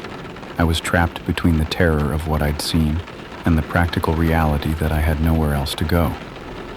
I spent the night in my car, doors locked, seat reclined, watching the windows of my third-floor apartment for any sign of movement. The lights in the bedroom never came back on, and sometime around 3 a.m., I could have sworn I saw something standing at my window, looking down at me, waving. I went to a motel the next morning, cheap place on the edge of the city, the kind that rents by the week and doesn't ask questions about why you're checking in at 7 a.m. with nothing but the clothes on your back. I paid cash, locked the door, wedged a chair under the handle, and finally let myself sleep for the first time in almost 48 hours. When I woke up, it was dark outside and I had 17 missed calls from work. I ignored them. There were more important things to deal with than a job I might not live to keep. I started posting online, searching for anyone who'd experienced something similar. Reddit threads about entities in closets, forums dedicated to paranormal encounters, anywhere I could find people who might believe what I was describing. Most of the responses were useless. Skeptics demanding evidence, trolls making jokes, well-meaning strangers suggesting carbon monoxide detectors and psychiatric evaluations. But buried in the noise, I found a few people who took me seriously. One of them was a woman named Dr. Elaine Vance, a former professor of folklore who now ran a website documenting unexplained phenomena. She'd spent 30 years collecting accounts of things that didn't fit into neat scientific categories, and when I sent her my videos, she responded within an hour. "I've seen something like this before," she wrote. "Not exactly the same, but close enough. Can we talk?" We met the next day at a coffee shop near my motel. Dr. Vance was in her 60s, gray-haired and sharp-eyed, with the calm demeanor of someone who'd spent decades studying things that would drive most people insane. She watched the videos on my phone without flinching, asked clarifying questions about the timeline and the smell and the behavior I'd observed, and finally sat back with an expression I couldn't read. "It's a roosting entity," she said. "That's what I call them anyway. The folklore has different names. Closet dwellers, hanging men, void sleepers. They're rare, but they show up in accounts going back centuries. Something that finds a dark, enclosed space and makes it home. Comes out at night to feed on, well, no one's quite sure what they feed on. Proximity, maybe. The presence of a sleeping host. Feed on proximity?" The words tasted wrong in my mouth. What does that even mean? Think of it like a parasite that doesn't need to touch you. It just needs to be near you, in the same space, sharing the same air. Some of the old accounts describe victims wasting away over months, losing weight, losing energy, losing the will to do anything except sleep. The entity takes something from them, slowly, and gives nothing back. I thought about the past few months, the exhaustion I'd attributed to work stress, the weight I'd lost without trying, the way I'd been going to bed earlier and earlier, sleeping longer and longer, never feeling rested no matter how many hours I logged. I'd blamed it on burnout, on the demands of a job that never let up. But what if it had been something else? What if that thing had been feeding on me for months before I ever noticed the bent rod? "How do I get rid of it?" I asked. Dr. Vance hesitated, and I saw something flicker across her face. Doubt, maybe, or fear. That's where the accounts get less helpful. Some people moved, and the entity didn't follow. Some people performed rituals they found online, salt circles, burning sage, that sort of thing, and reported success. Others, she trailed off, shook her head. Others didn't report anything at all. Their accounts just stopped, and no one knows what happened to them. The silence stretched between us. I thought about the previous tenant who'd fled in the middle of the night, forfeiting their deposit, disappearing without explanation. Had they escaped? Or had they become one of the accounts that simply stopped? "There's one thing that's consistent in the successful cases," Dr. Vance said carefully. "The entity seems to be tied to its roosting spot, the closet in your case. If you can destroy the space, make it uninhabitable, remove whatever draws it there, you might be able to drive it out. Destroy my closet, or seal it, permanently. Some accounts describe bricking up doorways, filling spaces with concrete, doing whatever it takes to make sure the entity can't return to its roost. It's extreme, but it's the only thing that seems to work reliably." I thought about my apartment, about the landlord who would definitely not approve of me filling my closet with concrete, about the lease I couldn't afford to break and the security deposit I couldn't afford to lose. The practical obstacles seemed insurmountable, even with a monster hanging in my closet every night. But then I thought about what Dr. Vance had said about feeding, about proximity, about slow wasting, about victims who lost themselves piece by piece until there was nothing left. I'd already lost weight, lost energy, lost months to an exhaustion I couldn't explain. How much more would I lose if I let this continue? How long before I became one of the accounts that simply stopped? "I need to go back," I said, "to get my things, to see if it's still there." "It's still there." Dr. Vance's voice was certain. "They don't leave once they've found a host, not unless you force them out." "Then I'll force it out." She looked at me for a long moment, assessing. Then she reached into her bag and pulled out a small leather pouch, worn soft with age. "This won't stop it, but it might slow it down. Iron filings, salt, a few other things. Scatter it around the closet before you try anything else. Create a barrier, even a temporary one." I took the pouch, felt the weight of it in my palm. It wasn't much, a handful of folk remedies against something that could bend steel with its grip, but it was more than I'd had before. "Be careful," Dr. Vance said as I stood to leave. "These things are patient. They've survived for centuries by knowing when to hide and when to act. If it feels threatened, it might not wait until you're asleep to come out." I nodded, pocketed the pouch, and walked out into an evening that suddenly felt much darker than it should have. That night, I drove back to my apartment building, sat in the parking lot for almost an hour, watching my windows, waiting for the courage to go inside. The bedroom lights were still off, had been off since the night I'd fled. But I could see the faint glow of the living room lamp I'd left on, a beacon of normalcy in a space that no longer felt normal at all. At 11 p.m., I finally made myself get out of the car, walked up the stairs, unlocked my door, stepped into an apartment that smelled wrong. Not just the musty human odor from the closet, something else now, something sharper, like ozone after a lightning strike. The air felt charged, electric, as if the space itself was holding its breath. I scattered the iron filings and salt in a circle around the closet door, just like Dr. Vance had instructed. Whispered words I'd found online, half-remembered prayers and banishments from a dozen different traditions. Then I stood in my bedroom, facing the closed closet door, and I waited.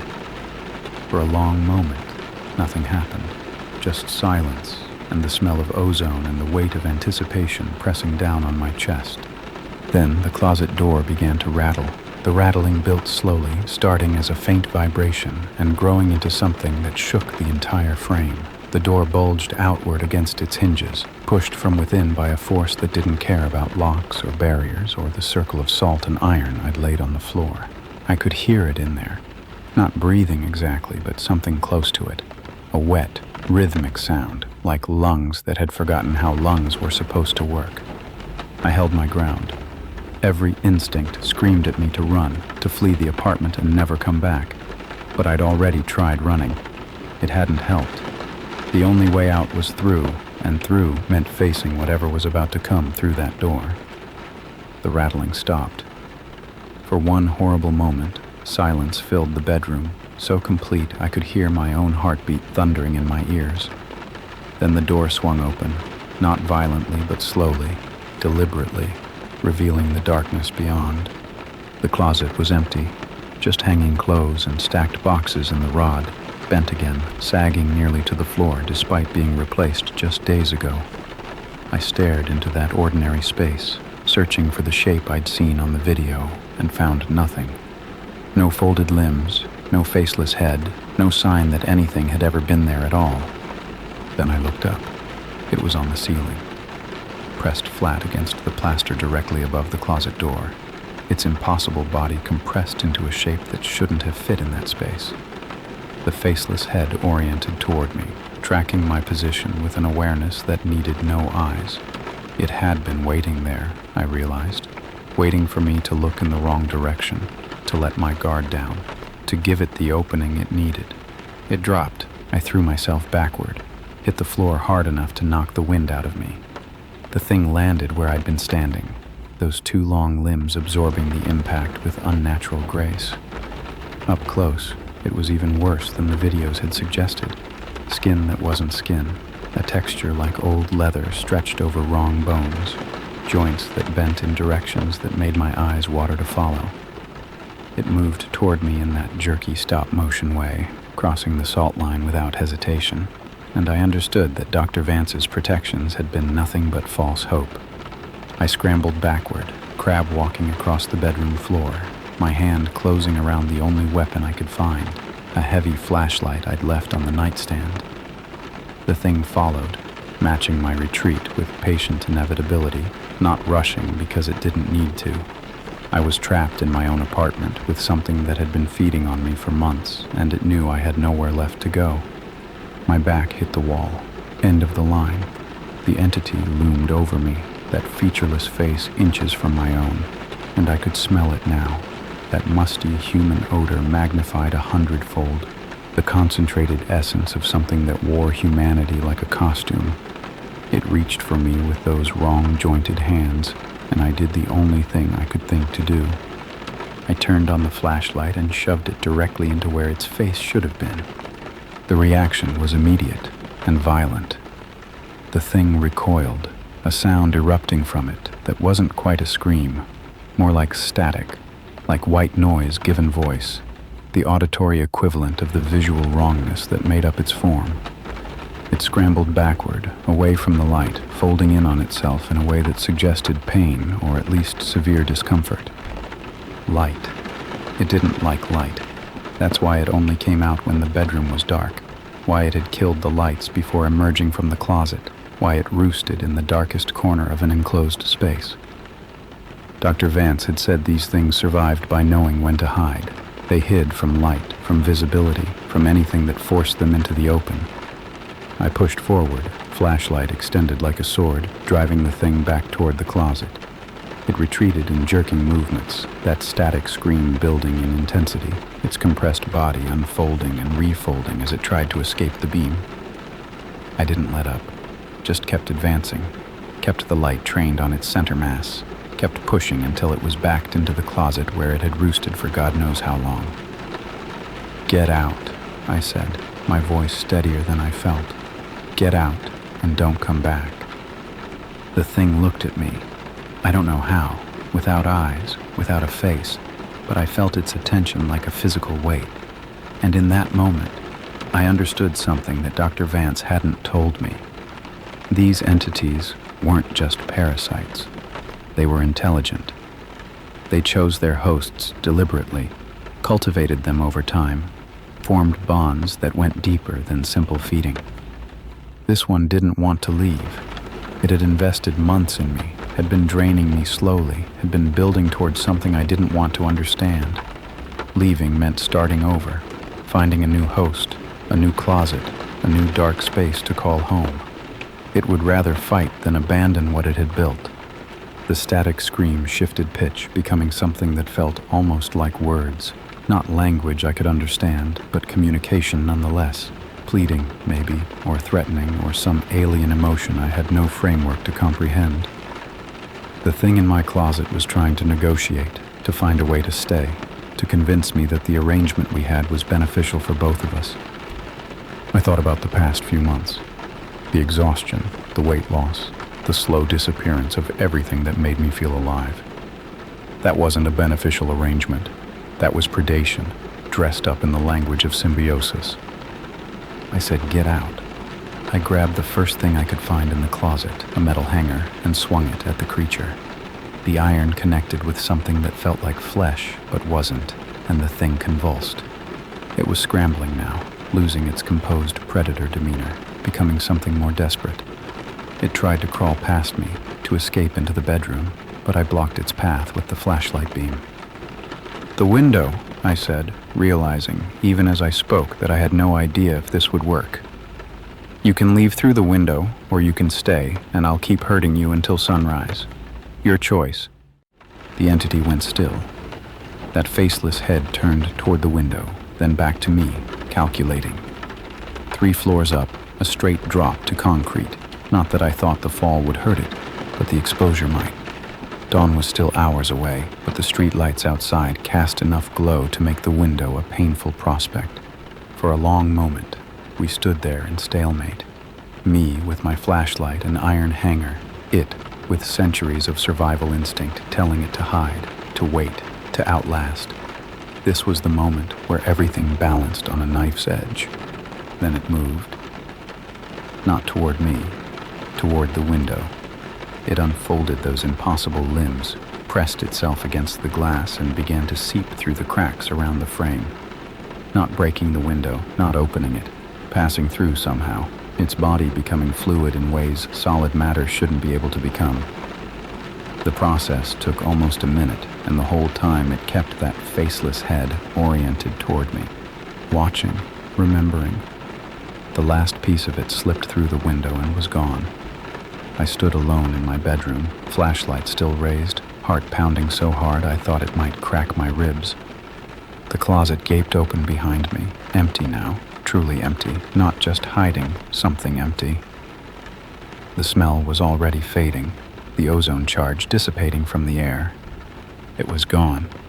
I'd driven it out. But as I lowered the flashlight and let myself breathe, I couldn't shake the memory of that final look. The way it had watched me as it left, filing away my face, my tactics, everything it had learned about me over months of feeding. Dr. Vance had said these things were patient. They'd survived for centuries by knowing when to retreat. I had a feeling this wasn't over. I didn't sleep in the apartment that night. Sat in the living room with every light blazing, flashlight in my lap, watching the bedroom door until dawn turned the windows gray and then gold. Only when full daylight flooded the apartment did I let myself relax, let myself believe that the thing was really gone. The first thing I did was call Dr. Vance, told her what had happened, described the confrontation and the entity's reaction to light and the way it had seeped through the window like smoke through a screen. She listened without interrupting, and when I finished, her silence stretched long enough that I thought the call had dropped. "You're lucky," she finally said. "Most people don't survive a direct confrontation. These things are stronger than they look, and they don't usually give up their hosts without a fight." It didn't give up. It retreated. There's a difference. Yes. Her voice was heavy with implication. There is. She told me what I already suspected, that driving it out wasn't the same as destroying it. The entity was still out there, somewhere in the city, looking for a new dark space to roost. It might find another host, another closet, another victim to drain slowly over months and years. Or it might remember me, might hold a grudge against the host who'd rejected it, who'd driven it out with light and iron and sheer desperate will. "Seal the closet," she said, "permanently. Make sure it can never come back to that specific roost, even if it decides to try." I took her advice. Spent the next week transforming my bedroom closet into something that couldn't house anything, living or otherwise. Removed the rod entirely, filled the space with cinder blocks and quickset concrete, sealed the door with construction adhesive, and then covered it with drywall. When I was done, there was no closet, just a flat wall where a door used to be, no seams, no evidence that an opening had ever existed. My landlord was furious when he found out, threatened to evict me, to sue me for damages, to make my life hell in every way he legally could. I let him rage, wrote a check for the repairs that wiped out most of my savings, and considered it money well spent. Whatever that thing was, it would never roost in my closet again. Some costs are worth paying. I moved my clothes to a wardrobe in the living room, an antique piece I'd found at an estate sale, solid oak with no rod to bend, no dark corners to hide in. I left lights on everywhere, even when I slept. My electricity bill tripled, but I didn't care. The darkness had become my enemy, and I would fight it with every watt I could afford. The first few weeks were hard. I jumped at shadows, flinched at sounds, kept checking corners and ceilings for shapes that didn't belong. The weight I'd lost started coming back, slowly, as whatever the entity had been draining from me began to replenish. I slept better than I had in months, woke feeling rested instead of hollowed out. My body was healing from an injury I hadn't known I'd sustained. But the psychological damage took longer to fade. I couldn't look at closets the same way anymore, not in stores, not in hotels, not in the homes of friends and family. Every dark enclosed space became a potential roost, a hiding place for something that hung in the darkness and fed on sleeping hosts. I started carrying a flashlight everywhere, kept spare batteries in every bag and pocket. People thought I was paranoid. They weren't wrong. Dr. Vance and I stayed in touch. She added my account to her database, another data point in decades of research, and occasionally sent me articles about similar encounters she'd documented. Most of them ended worse than mine. Hosts who hadn't figured out the light weakness, who hadn't forced a confrontation, who had simply faded away until there was nothing left. I was one of the lucky ones. I'd survived with most of myself intact. About 3 months after the confrontation, I came home to find something that made my blood freeze. The wardrobe in my living room, the solid oak antique with no rod and no dark corners, had a scratch on the inside of its door. A single mark, fresh and raw, carved into wood that had been smooth and unmarked that morning. It could have been anything: a loose nail, a piece of metal on one of my hangers, some mundane explanation I was too paranoid to accept. But it looked like a tally mark, the kind you make when you're counting something, when you're keeping track. I sold the wardrobe that weekend, switched to open shelving, exposed racks, storage solutions with no doors and no darkness.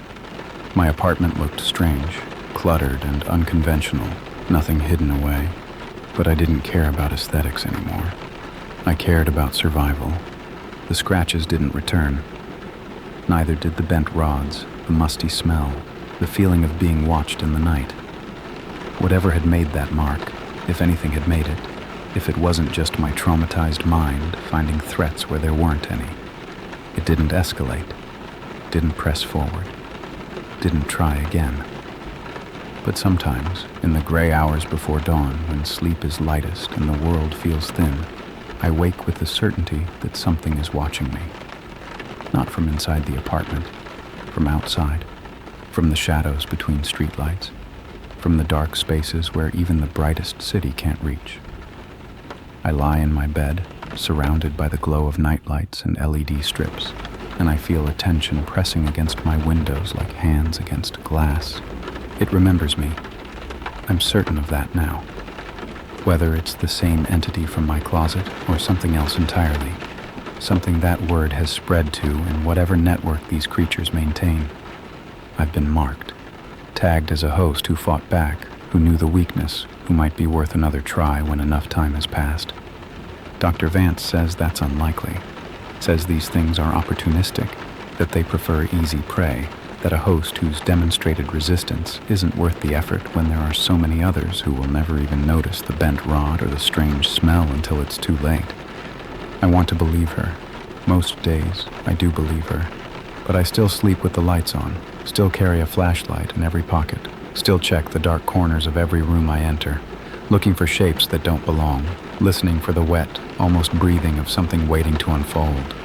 If you ever wake up to find something bent or broken in a space where you store your things, a closet rod, a shelf bracket, anything that couldn't have failed on its own, don't ignore it. Don't rationalize it away. Don't assume it's just age or wear or structural fatigue. Check the corners. Check the ceiling. Check every dark space where something could be hiding, waiting, watching. And for God's sake, keep a flashlight by your bed. You might need it sooner than you think.